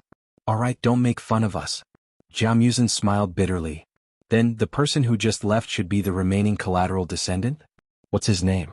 Why doesn't he belong to any faction?" Xiao Chen turned his head to look at the other side and asked in surprise. "Oh, that person is called Jia Renzhong, the deputy manager of the mine. Currently he is the nephew of the acting manager Jia Hongyong. Usually he is quite a loner and he doesn't seem to have any relationship with anyone." Jia Muzhen casually replied. "The nephew of the manager can also participate in the competition? Is he also a collateral descendant of the Jia clan?" Xiao Chen was a little surprised. "Yes, his parents are also from the same family, but their relationship is a little distant. He can be considered as my cousin." Jia Muzhen nodded his head and said with a slight sigh, "Unfortunately, when Jia Renzhong was still young, both of his parents passed away due to illness. Since then he has always been ostracized by those branch family members. Therefore he often follows Jia Hongyong. I'm usually busy with cultivation, so I can't be considered familiar with him." "So that's how it is." Xiao Chen looked in the direction that Jia Renzhong had left. His eyes flashed as if he was thinking about something. "He's quite similar to you. Let's not talk about others. Let's hurry up and think about the match." Jia Muzhen's face collapsed as he said with a headache, "I don't think we have any chance of winning this match. How did he get so many spiritual jades in such a short time? Even if he dug until the sky turned dark, it would still be useless. Moreover, the shallow layer of the main mining area has already been excavated. Where are we going to dig? That's a big problem. What's so difficult about that? Xiao Qin smiled and patted Jia Yuzin's shoulder. He reminded him, did you forget that there were still a lot of spiritual jades in the cave of the giant demon spider last time? We just have to dig out the rest of the stock and it should be enough. That's right. How could I forget about this? Come, let's hurry up and dig. Jia Yuzin slapped his forehead and couldn't wait to run in a certain direction. After running for 2 steps, he stopped and turned his head to look at Xiao Qin, who was standing at the same spot. That seems a little far. The two of them were now at the entrance of the Jia clan's heavenly jade mine. It was not the entrance at the periphery of the mine. The distance between the two sides was very far, and it was estimated that they wouldn't be able to reach it even if they ran until the sky turned dark. Xiao Qin shook his head and smiled. He pulled Jia Yuzin forward until the people stationed at the entrance of the mine couldn't see them. Then he took out his flying sword. The two of them soared into the sky and flew in the direction of the demon spider's cave. Quickly arriving at the cave, the two of them began to dig out the spiritual jades without stopping. Jia Yuzin tried his best to win, while Xiao Qin was full of energy. Yesterday he had cultivated for a whole night. For today's competition he had even stopped fighting with Ling Er and Ling Qianxue, and was teased by Tian Suruan. Today the girls stayed at the Jia clan obediently and didn't come to make trouble. Jia Yuzin's courtyard was a symbol of his status as a direct disciple. Generally no one would come to harass him, so his safety could be guaranteed. Xiao Qin told Qing Minjing to take care of the remaining 3 little sisters and to call him if anything happened. After digging hard for the whole morning, the two of them indeed got out a lot of spiritual jades. After counting them carefully, they found that there were 65 pieces, which had been piled up into a small mound. The two of them thought that since it was too far from the storage point, they couldn't go back and forth on foot. They could only rely on flying swords to transport the spiritual jades. Therefore they should first wrap up these spiritual jades and send them back so that they wouldn't be able to transport them in time. Without hesitation the two of them immediately emptied the things in their bags and put all the spiritual jades into them. Then they stepped on their flying swords and flew toward the storage point outside the gate of the heavenly jade mine. When they arrived at the forest near the gate, Xiao Qin pressed down on his flying swords. The two of them carried their bags and came out of the forest, walking toward the storage point. Unexpectedly, Jia Huoyan was already waiting outside the gate. He was leisurely chatting with others when he suddenly saw Jia Yuzin and Ling Qianxue coming out with 2 bags full of spiritual jades. Immediately, his expression changed and he found it hard to believe. Dong. Dong. Jia Yuzin and Xiao Qin walked to the front of the storage table and put down their bags, making 2 heavy sounds. The staff in charge of counting immediately opened the bags and began to count.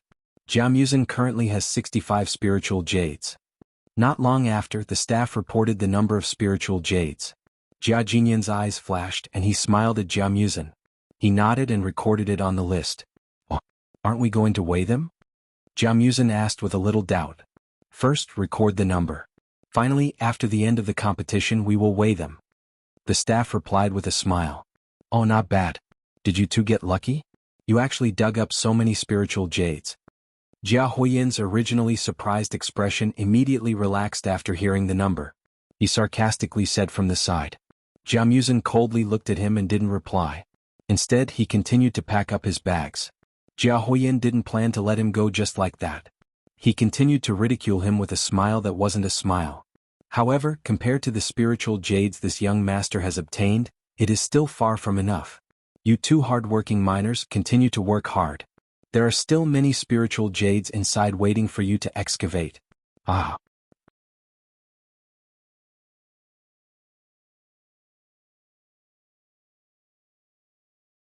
Chapter 10:17.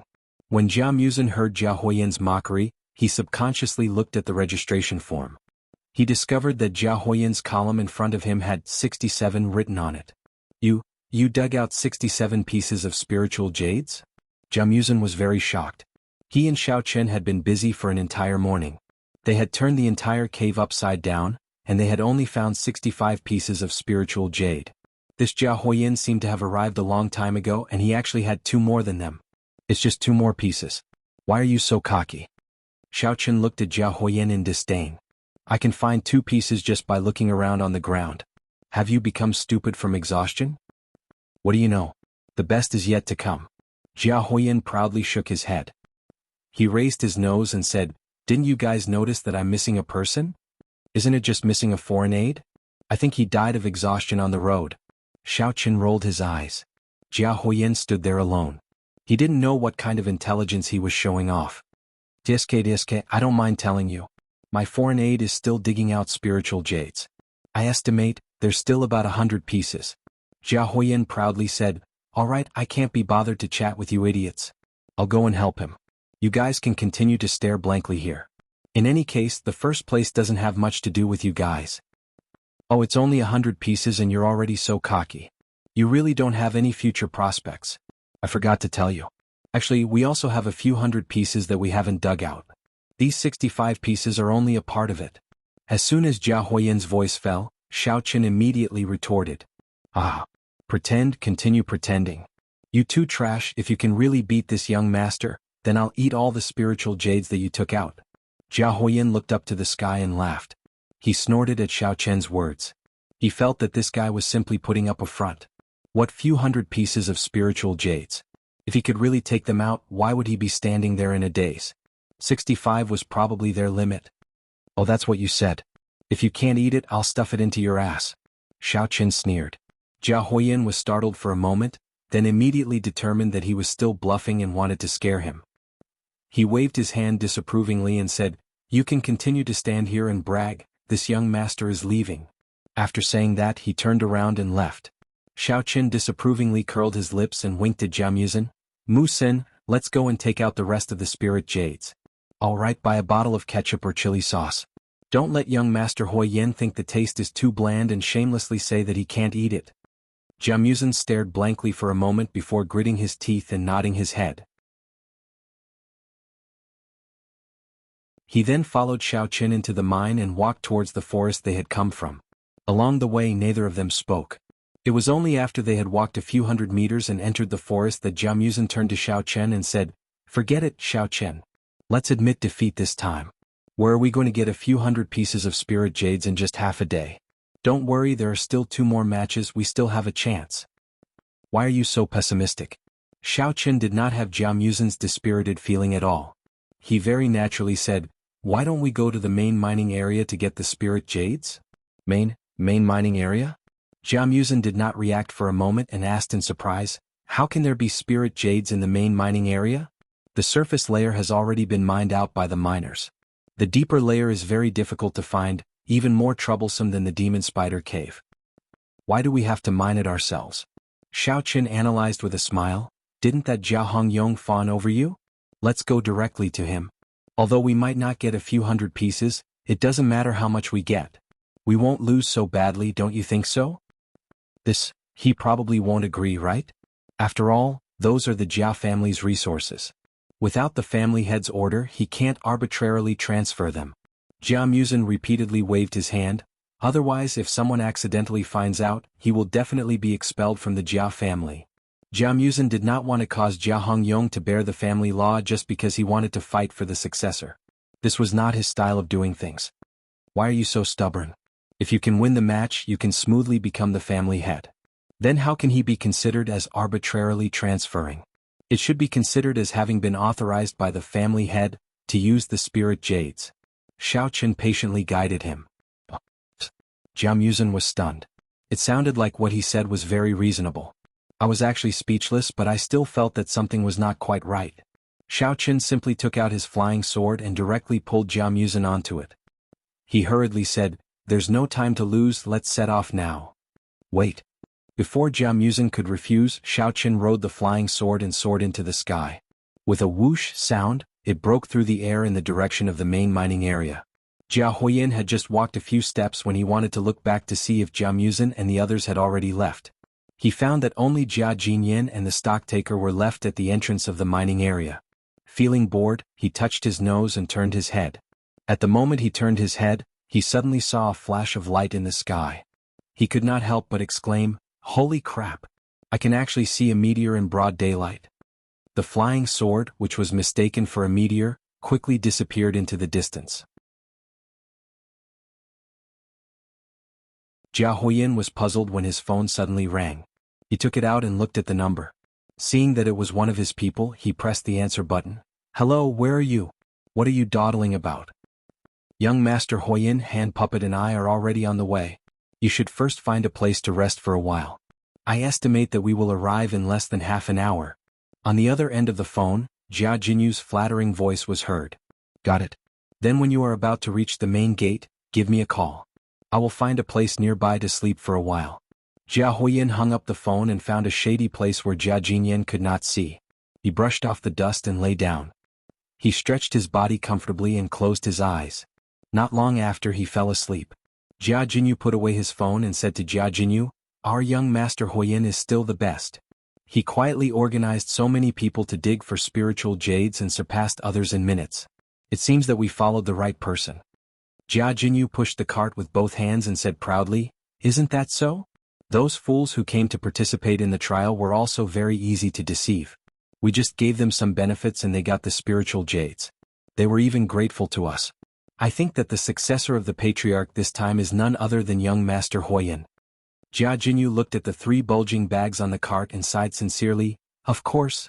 You say, how can young Master Huoyin's brain be so flexible? He can actually think of a way to make people from outside the Wulin do the trial task. Unlike Jia Tuyao and Jia Muzin, these 2 idiots who are still diligently digging for spiritual jades."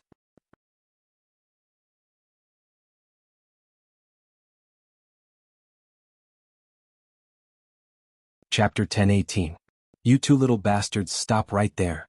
Jia Sholing was about to say something when a familiar voice suddenly came from behind them. The 2 of them quivered and hurriedly turned around. They saw Jia Tuyao standing not too far away from them, with his arms crossed and a pair of cold eyes staring at them. Beside him was Bai Song Yin, who was his helper. Both of them were so scared that their legs softened and they nearly kneeled down. Jia Tuyao coldly stared at them and asked word by word, "Who did you just call an idiot? And what's with these spirit jades?" "Oh, young Master Tuyao, why are you here?" Jia Kechu was the first one to react. He asked with a humble and cautious look. Jia Tuyao knitted his eyebrows and said in a deep voice, "Don't say those useless things. I asked you a question, are you deaf or something? Do you want me to repeat myself? Or cut off your ears to see if they're damaged?" No. This has nothing to do with us. Young Master Huoyin asked us to." Hearing Jia Tuyao say that he wanted to cut off his ears, Jia Sholing quivered in fear. He was about to tell Jia Huoyin's whole plan to Jia Tuyao, but Jia Kechu stealthily pulled his arm and stopped in time. "Young Master Tuyao, we dug out these spirit jades for young Master Huoyin. We all voluntarily gave up the game and took these spirit jades to help young Master Huoyin. We didn't violate the rules of the game." Jia Kechu hesitated for a second, then forced a smile and said, "When we said that idiot, we were talking about ourselves." Before Jia Kunchu could finish his sentence, he saw a slap coming towards him from afar. In an instant it covered his face. "Ah!" Jia Kechu screamed out and was sent flying away. He thudded heavily on the ground and vomited a mouthful of blood. "Damn it, are you stupid or do you think I'm stupid? How dare you lie through your teeth?" Jia Tuyao took a few steps forward, fiercely spat on Jia Kechu's face, then turned around and glared at Jia Sholing. Jia Tuyao was so scared that he nearly peed his pants. Before, Jia Tuyao had always been a kind, gentle and well-mannered man in the family, but now, he had actually shown such a hideous face. The strong contrast between Jia Tuyao and Jia Tuyao made Jia Tuyao feel cold from head to toe. Jia Tuyao didn't know what was on Jia Sholuo's mind. He impatiently pointed his finger at Jia Sholuo and threatened, "Hurry up and tell me or I will kill you.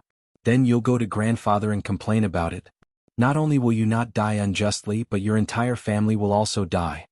"Young Master Tuyao, this was all ordered by young Master Huoyin, it has nothing to do with us.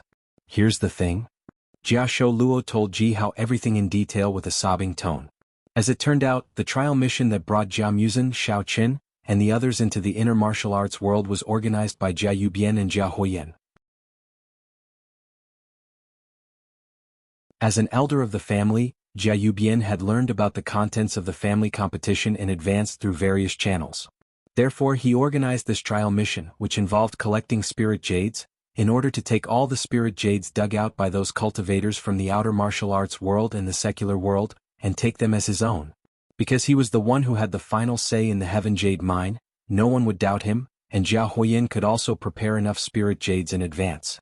However, what was out of Jia Huoyan's expectation was that the weight of the spirit jades was not the number of pieces, but it didn't make any difference to Jia Huoyan. After all, he had the most pieces and the weight would definitely be far ahead of the others. Jia Yubian had vaguely guessed the contents of the trial mission. Therefore, after Jia Yuqian died in a strange way, he tried every possible way to occupy the mine and gain resources. Unfortunately, because of Jia Muzin's appearance, his plan failed, and he had to give up on this way. I was wondering how you could get so many spirit jades. It turns out that you all relied on such despicable means. Jia Tuyao's tone was filled with righteous indignation, but his eyes were filled with greed as he looked at the pile of spirit jades on the cart. Young Master Tuyao, we were just following young Master Huoyan's orders, we couldn't do anything about it. Jia Sholing mumbled with a bitter face. He was the most timid one among all the collateral disciples of the Jia family. Anyone who wanted to get the things in his hands could easily get it as long as they scared him a little. Jia Tuyao wasn't too interested in bullying a weak chicken. He waved his hand and said, "All right, since you are willing to tell the truth, I will spare your lowly lives today. Leave all these spirit jades, then get the hell out of here." This. Jia Shouling glanced at the cart, then glanced at Jia Tuyao with a hesitant look on his face. Young Master Huoyan wants these spirit jades. If young Master Tuyao takes them away, will I be criticized? What? Are your ears damaged? Do you want me to cut them off and check them for you? Jia Tuyao's face darkened as he saw that Jia Shouling didn't want to leave, and said in a gloomy tone. No need. Thank you, young Master Tuyao. We are leaving now, we are leaving now.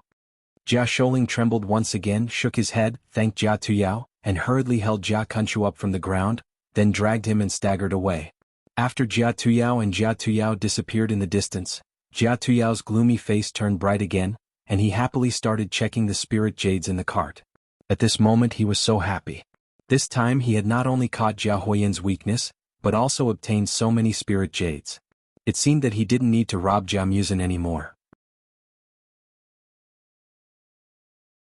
That Tunpo and that arrogant fool didn't have any resources, so they wouldn't be able to get so many spirit jades. As long as he pushed this cart of spirit jades back, it would be enough for him to complete his mission.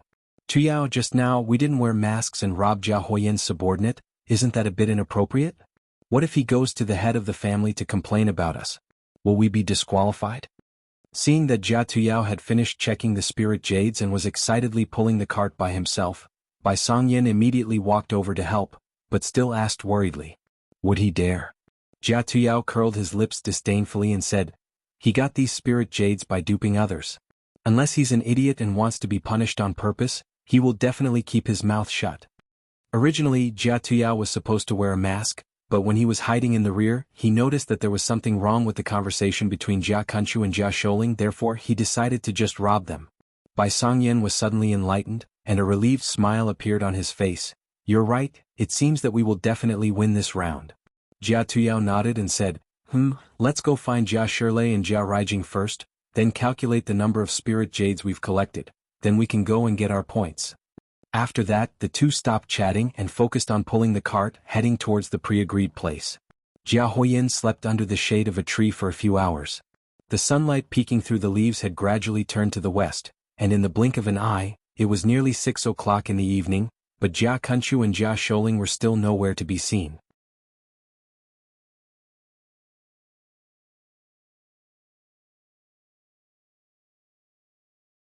Chapter 10:19. Jia Huoyan, whose back was aching from sleeping, was a little impatient. He took out his phone and was about to give them a call when a figure suddenly appeared beside him, giving him a big fright. Only after taking a closer look did he realize that it was Tang Yuanxing. Huoyan, I've got the rest of the spirit jades, a total of 78 pieces. Tang Yuanxing carried the two backpacks very easily. He looked around and asked in confusion, why aren't those two brats here yet? Logically speaking, they should be here by now, right? Could they have encountered some trouble? Tang Yuanxing vaguely felt that something was wrong. There were quite a number of ferocious beasts hiding in the periphery of the mine. Could these two fellows have been killed by the beasts? F***CK. You scared me to death. Jia Huoyan patted the dust off his body. He was also a little puzzled. He scratched his chin and said, that shouldn't be. The route I gave them is very safe. There shouldn't be too many problems. Could it be? Young Master Huoyan, big brother Yuanxing, quickly come and save us. Jia Huiyin had not finished speaking when they suddenly heard a heart-wrenching cry for help not far away. Both of them were startled and looked towards the direction of the voice. They saw Jia Kugu and Jia Shou lay madly running towards them with a terrified look on their faces. Their clothes were torn to shreds, and there were many wounds on their bodies that were constantly bleeding. Behind them was a 2-meter-long reptile. Disgusting mucus flowed from the corner of its mouth. It roared non-stop and waved its claws at Jia Kuangu and Jia Shou Lai. It was obviously the culprit who had attacked them. What the F***CK, why is there a stone-throat lizard? Jia Huiyin frowned, but he still rushed over with Tang Yuanxing. Circulating their mental cultivation method, they joined hands and slapped at the stone-throat lizard. Boom! 2 fierce palm winds exploded on the back of the stone-throat lizard, causing a cloud of smoke to rise. When the smoke dissipated, they saw that there was an additional wound on the back of the stone-throat lizard, but the rest of the body was still intact. The stone-throat lizard felt the attack and paused. With a hiss, it turned around and rushed towards where Jia Huiyin was standing. What's going on? Why can't I kill it? Tang Yuanxing was stunned. Although he didn't use his full strength in that palm strike just now, it still contained 70 to 80% of his strength. He originally thought that the stone-throat lizard would be torn into pieces, but who would have thought that it was still alive and well? The carapace of the rock-throat lizard is extremely hard, and the part that is touched by its saliva will be petrified for a minute. Its only weakness is its mouth, so I can only wait for the moment it opens its mouth. Damn. As Jia Huiyin was explaining, the stone-throat lizard had already rushed in front of him. It opened its mouth and quickly spat out its sticky tongue, instantly wrapping around his right hand. Unable to break free for a while, Jia Huiyin felt that his right hand was gradually losing feeling. He turned pale with fright and hurriedly shouted to Tang Yuanxing, "Hurry up and help! Otherwise we won't have the chance to attack." Tang Yuanxing didn't dare to be negligent. He immediately gathered his martial qi in his palm and attacked the stone-throat lizard's mouth with all his might. Boom! Another loud sound rang out. The stone-throat lizard didn't even have time to retract its tongue before it was blasted away. Its entire body was charred black and it couldn't be more dead. I say, you two idiots, what are you doing? Didn't I tell you a few times to pay attention to the surroundings? You actually lured the stone-throat lizard here, what a fucking waste. Jia Huiyin flew into a rage and scolded them. Fortunately, the petrification of his right hand would only last for a minute, and it would be gone soon. Otherwise he could only be a one-armed hero in the future. We didn't want to. If it weren't for Jia Kunchu being injured, we would definitely be able to escape from that lizard. Jia Kunchu was still in shock, gasping for breath and saying with a depressed face, "Injured?" Jia Huiyin was a little surprised. He carefully looked at Jia Kunchu and found that apart from the scratches left by the lizard's claws, his face was also swollen like a pig's head. This was obviously not done by the lizard and their cart was gone. Immediately Jia Huiyin had a bad feeling and asked in a deep voice, "What on earth happened? Where are the spirit jades in the cart?" "Young Master Huiyin, you have to uphold justice for us. All the spirit jades were taken away by Jia Tuyao and his helper. Moreover, he beat me up indiscriminately, sob sob sob." Jia Inu couldn't help but cry out in grievance. He felt that he was really unlucky. Yesterday Jia Muzin took away his residence and today he was beaten by Jia Tuyao, and he didn't even complete the task assigned by young Master Huiyin. Cry cry cry cry. Stop crying. How did he know your route? Jia Huiyin flew into a rage.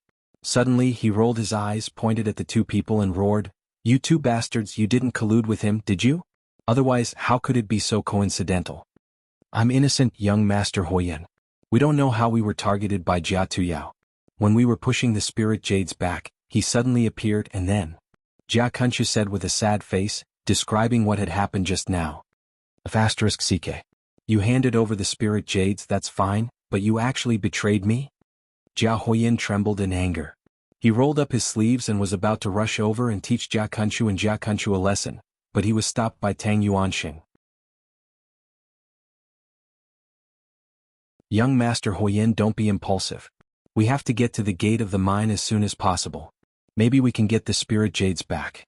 Otherwise, if they hand them over, it will be really troublesome." Tang Yuanxing patted on Jia Huiyin's shoulder and said in a deep voice, then took the lead and rushed towards the gate. "Humph. You two take the 2 bags of spirit jades and follow me. If you lose them again, be careful of your heads." Jia Huiyin snorted coldly, pointed at the bags on the ground, glared at Jia Kunchu and Jia Kunchu, then turned around and left with Tang Yuanxing. Jia Kunchu and Jia Kunchu glanced at each other, both had a helpless look on their faces. Although they were wounded all over and their bones were about to fall apart, they had no choice but to carry the bags and follow behind Jia Huoyin while supporting each other with their tired bodies. When they arrived near the gate, Jia Huoyin found a corner and secretly looked towards the storage point. Immediately he was stunned. As it turned out, when Jia Kunchu and Jia Kunchu were avoiding the wild beasts and making their way back, Jia Tuyao had already taken a detour and returned to the storage point, and had already counted all the spirit jades. He was standing there leisurely, chatting with Bai Songyan, with a relaxed look on his face. Obviously he was determined to win. Jia Shirlei and Jia Raijing were also standing beside him with flattering faces, and would occasionally say a few words to him. Jia Rinzhong was standing alone at the gate of the mine, far away from Jia Tuyao. He was looking into the distance with a calm look on his face. Jia Muzin and Xiao Chen were nowhere to be seen. It seemed that they hadn't come back yet.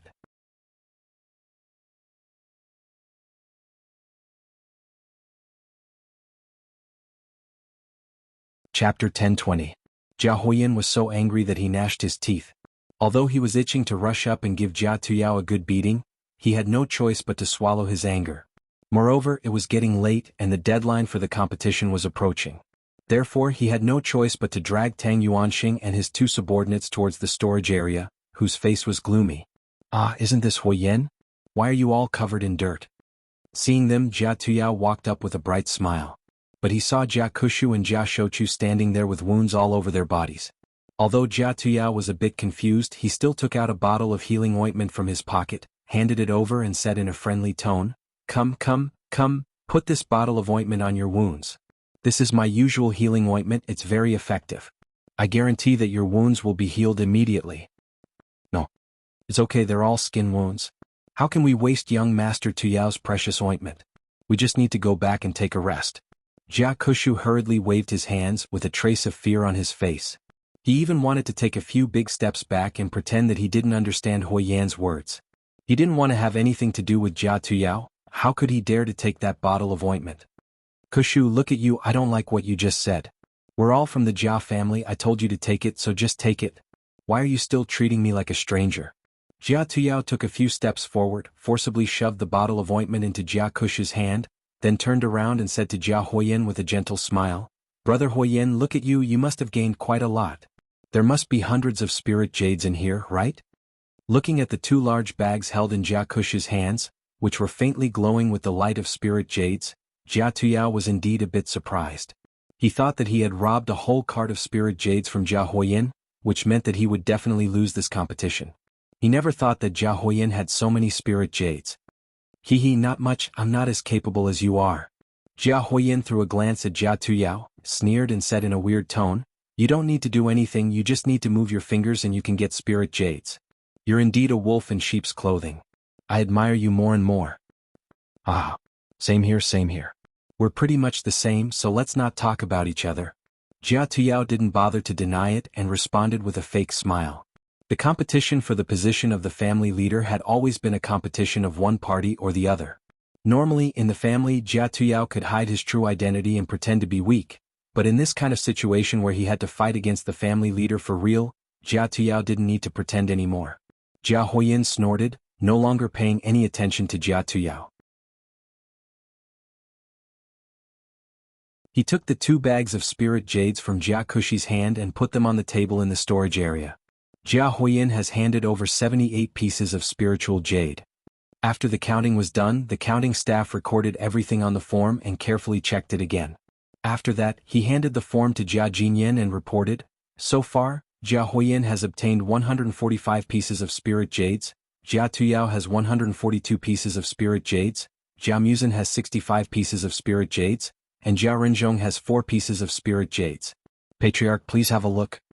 The confident expression on Jia Tuyao's face froze, and he was greatly shocked. He thought that he had turned in the most number, but Jia Huoyin had actually turned in 3 pieces more than him. How was this possible? No.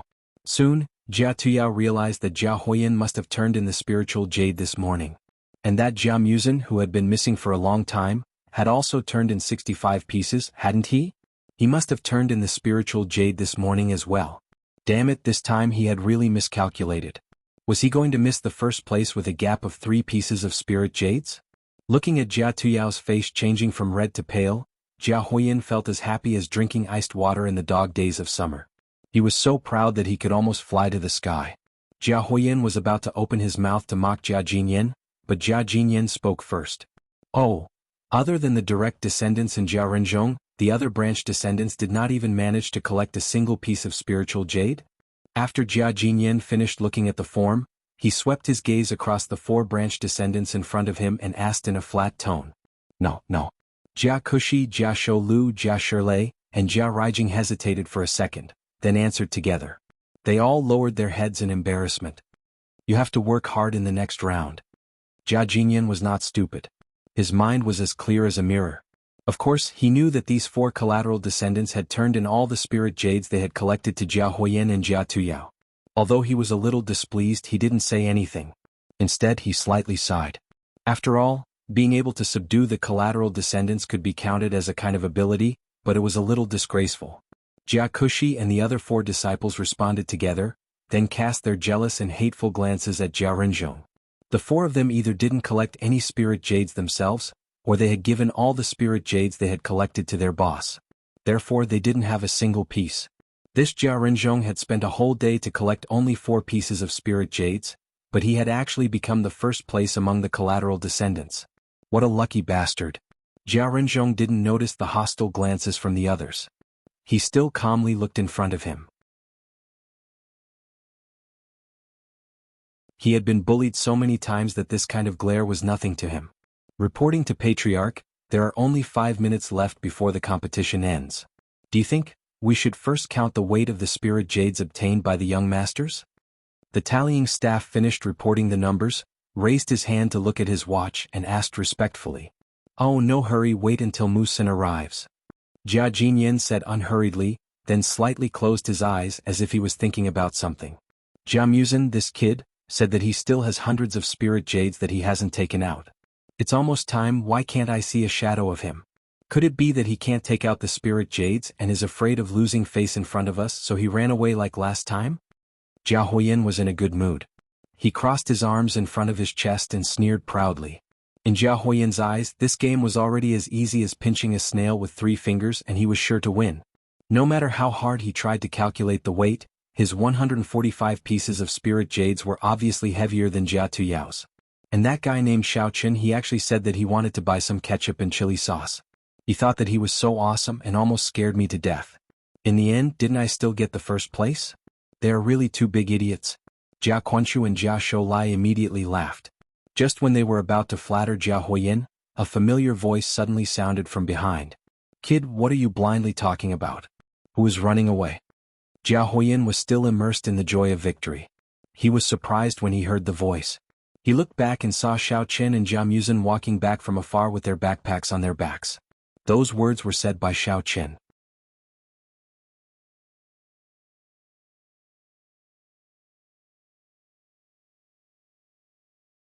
Chapter 10:21.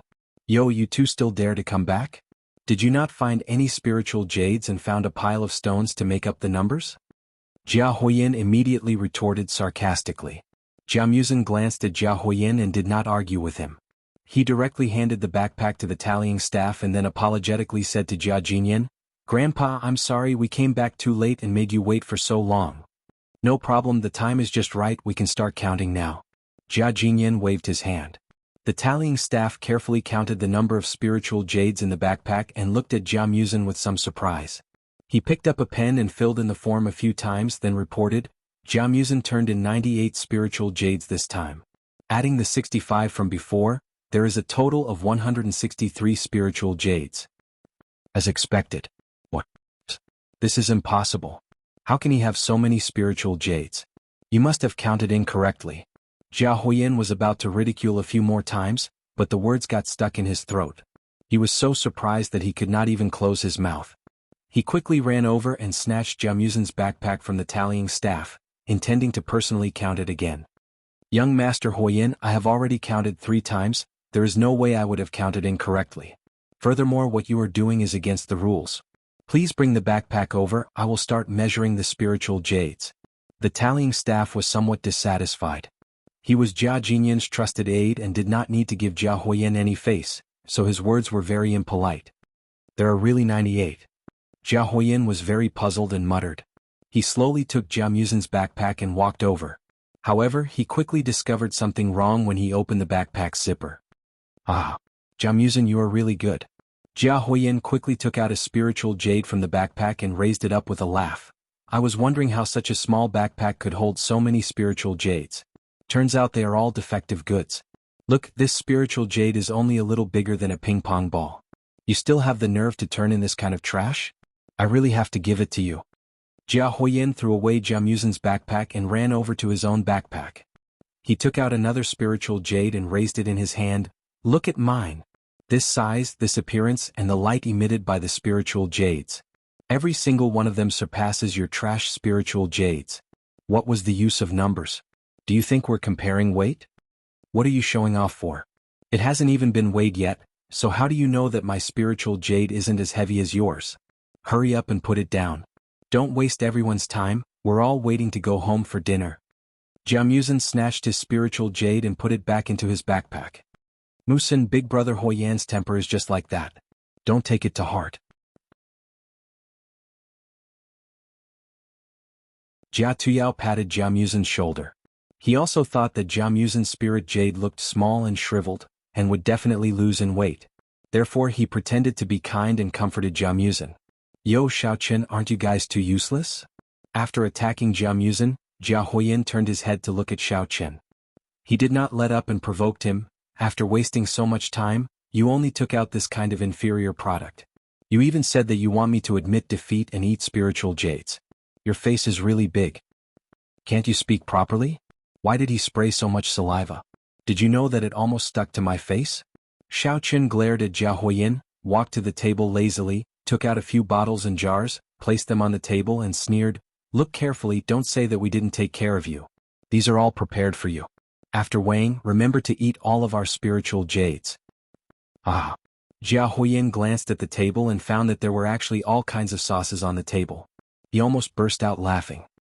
He looked at Xiaoqin with a gaze full of pity. He thought that Xiaoqin must have lost his mind. Even at this critical moment, Xiaoqin was still acting cool. What are you laughing at? If it weren't for buying these sauces for you, Musun would have already come back and handed over the spiritual jades. This has nothing to do with you. Xiaoqin scoffed at Jia Huiyan's mockery. Jia Huiyan was too lazy to talk to the idiot in his eyes. He turned his head to the counter and said, "Hurry up and start. Weigh my spiritual jades first, I want them to be convinced of their defeat." The counter directly ignored the fight between these young masters. He took out a scale from under the table and put the spiritual jades of Jia Huiyan, Jia Tuyao, and Jia Muzin on it. Everyone held their breath, waiting for the final result. After repeatedly checking the spiritual jades, the counter recorded the weight of each spiritual jades, and finally handed the form to Jia Jinyan for him to announce. Jia Jinyan looked at the data, raised his head, and announced unhurriedly, "The weight of the spiritual jades mined this time has been calculated. They are, Jia Renzhong spiritual jades total 2 caddies and 7 tails, Jia Huiyan spiritual jades total 96 caddies, Jia Tuyao spiritual jades total 98 caddies, Jia Muzin spiritual jades total 125 caddies." There was no sound. The entrance of the mine was completely silent, as if it was a no-man's land. Apart from Xiaoqin and Jia Muzin, everyone's expression froze. They had a look of disbelief on their faces. Some people subconsciously rubbed their ears, thinking that they had misheard. Xiaoqin looked at Jia Renzhong with a slightly profound look. Just now, when the counter weighed the spiritual jades, he saw that Jia Renzhong had taken a total of 4 spiritual jades. Although it was not a lot, it meant that Jia Hongyong did not provide him with any spiritual jades. This made Xiaoqin a little surprised. It seemed that this Jia Hongyong was a person with principles. Although he had actively helped Jia Muzin, he did not seek benefits for his nephew. Moreover, he did not mention anything about helping Jia Renzhong. This person could be used.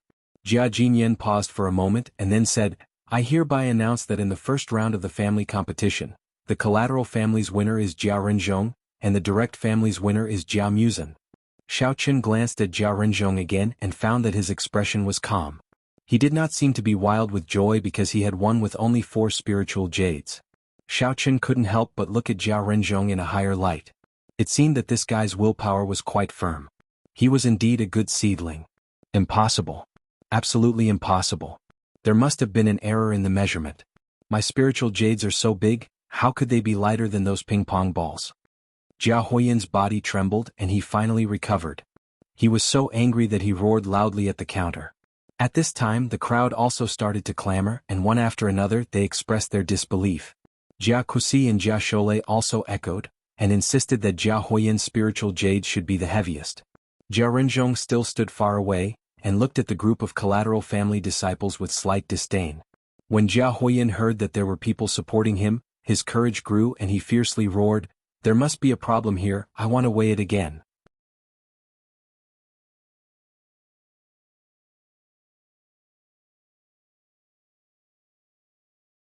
Chapter 1022. Huoyan, shut up. Don't mess around. The counting clerk was so angry that his beard was twitching. When he was about to retort, he heard someone shouting from afar. Everyone turned around and saw two silhouettes rushing over from afar. Jia Yubian was in the front, and Jia Yudo was behind him. They had just finished dealing with their family affairs, so they immediately rushed over. Jia Yubian didn't expect to see his son arguing with the counting clerk as soon as he arrived. He was instantly scared out of his wits. All the counting clerks on the scene were his father's trusted subordinates. Normally when he saw them he had to give them some face and greet them. But this little bastard was actually angry at them. After Jia Yubian stopped Jia Huoyan, he strode to the entrance of the mine, grabbed the older counting clerk and said, "Uncle Gue, please don't be angry at this unfilial son. It's all my fault for not teaching him well. I hope you won't take it to heart." Uncle Gue snorted coldly, freed his hand from the grip, suppressed the anger in his heart and said, "Your son is quite capable. How could he suspect me? I've been following the old master for at least 40 to 50 years, but I've never been insulted like this. He's so arrogant." "Uncle Gue, please calm down. I'll ask him to apologize to you right now." Jia Yubian turned around and looked at Jia Huoyan. His face instantly darkened, he kicked him heavily and yelled, "You little bastard, what have I taught you? Hurry up and apologize to Uncle Gue." "I didn't say anything wrong. Why should I apologize? It's obvious that he weighed it wrongly. Look at the spirit jades I got, each of them is several times bigger than Jia Muzin's. But he said that my spirit jades are only 96 kilograms, less than Jia Tuyao's, and nearly 30 kilograms less than Jia Muzin's. How is this possible?" Jia Huoyan didn't know what was going on. He widely opened his eyes and protested loudly. "Stop talking nonsense. A loss is a loss. Don't worry about Jia Muzin's spirit jades." Jia Yubian glanced at the spirit jades on the ground. Suddenly he stopped scolding and walked over. He picked up the spirit jades that Jia Muzin brought back and carefully looked at them.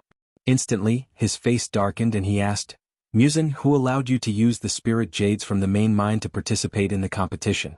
This is clearly cheating." As the spirit jades in the main mining area were specially processed before being produced, not only were they carefully selected, but they had also removed impurities. Therefore the quality was first class. Although they were only the size of ping-pong balls, they felt much heavier than ordinary spirit jades. Jia Yubian had been in charge of the heavenly jade mine for many years, so he could recognize them immediately. Jia Muzin's complexion was somewhat unsightly. Just now, when he went to look for Jia Hongyong to ask for spirit jades, Jia Hongyong had readily agreed and very generously gave him a large pile. Jia Muzin didn't pay too much attention to the size and quality of the spirit jades. He only wanted to win. At this time he was feeling a little regretful. If he had known this would happen he would have used some ordinary spiritual jades. Anyway, they were heavy enough and he could have won. Jia Yubian wouldn't have seen through him. "Turtle Whip, you said that this spiritual jade was taken from the main mine. Do you have any proof? Besides, what does this match have to do with you? The old patriarch has already announced Jia Muzin's victory, so why are you still saying such useless things?" Xiao Qin impatiently dismissed him. "If you have nothing to do, don't keep messing around here. Go somewhere cool." Jia Yubian directly ignored Xiao Chen and said to Jia Jinyan, "Father, I suggest that we immediately find the acting manager of the main mine, Jia Hongyong. As long as we check the accounts of the recent spiritual jade mining, I believe that the truth will soon come to light. If Jia Muzin is indeed suspected of cheating, I suggest that this match be annulled and Jia Muzin's participation qualification be permanently revoked." "There is no need for that. To Jia Yubian's surprise, Jia Jinyan directly rejected his proposal and said flatly, "Since I have already announced the result, then Jia Musen is the winner of this match and at the same time he will get 1 point."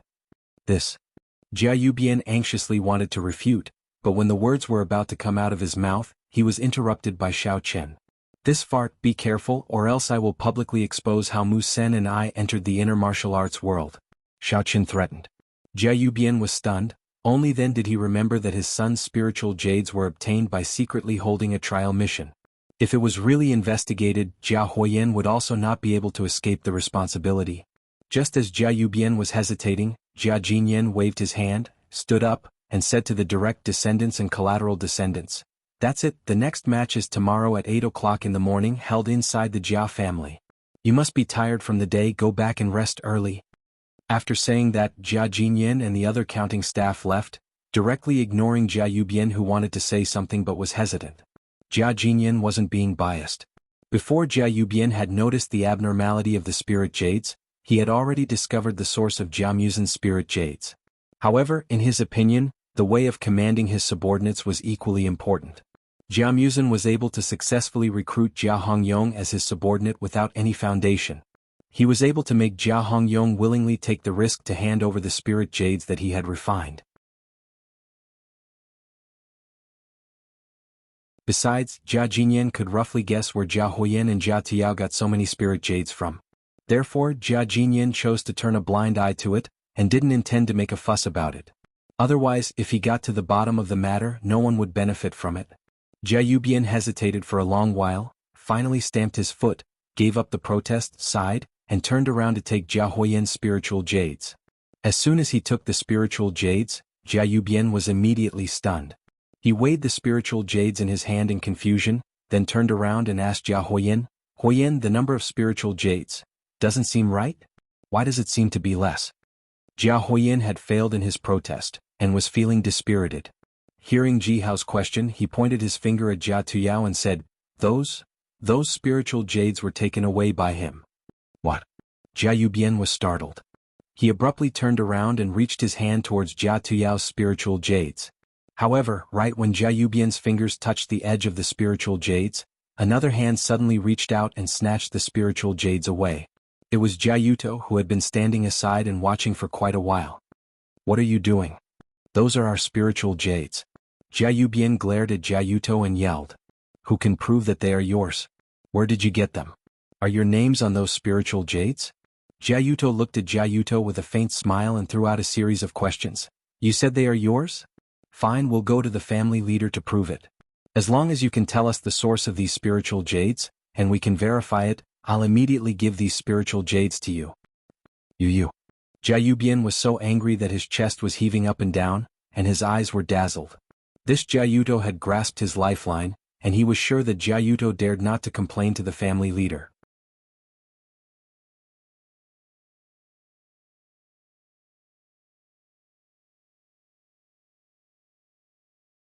Chapter 1023. Tut tut tut, dog bites dog, a mouthful of fur. "Musen, I finally understand why you ran away from home." Xiao Chen sighed. "In this kind of family, even brothers can fight each other shamelessly. It's so dirty." "Who the hell are you calling shameless?" Jia Huoyan, who was already irritated by Xiao Chen, jumped up like a cat whose tail had been stepped on, pointed at Xiao Chen and screamed, "Oh, if you didn't jump out, I would have forgotten. Jia Huoyan, now it's time to witness a miracle." Xiao Chen clapped his hands, took Jia Musen's bag of spiritual jades, put it in front of Jia Huoyan, pointed at the sauces on the table and said with a smirk, "Come on, eat all these spiritual jades. Ketchup, curry sauce, you can choose any. Hey, don't leave so soon. Everyone here heard it, are you going to go back on your words?" Hearing this, Jia Huoyan immediately lost his confidence. He shrunk his head, ignored Jia Huoyan's attempt to stop him, turned around and left in a huff. Jia Yubian had suffered a great loss at Jia Yuto's side, and his complexion didn't look too good. He ordered Jia Kushi and Jia Shoulai to carry the collected spirit jades into the carriage, then fiercely glared at Jia Musen and Jia Tuyao, got into the carriage and drove away. While the crowd was quarreling, Jia Renzhong had quietly left the heavenly jade mine. Xiao Chen wanted to talk to him, but by the time he thought about it, Jia Renzhong had already disappeared. "Musen, Xiao Chen, you did a good job. Congratulations, continue to work hard tomorrow. Jia Tuyao's eyes flashed with a trace of ruthlessness. He patted Jia Muzin's shoulder, pretending to encourage him, and then hurriedly left with Jia Yuto and his men.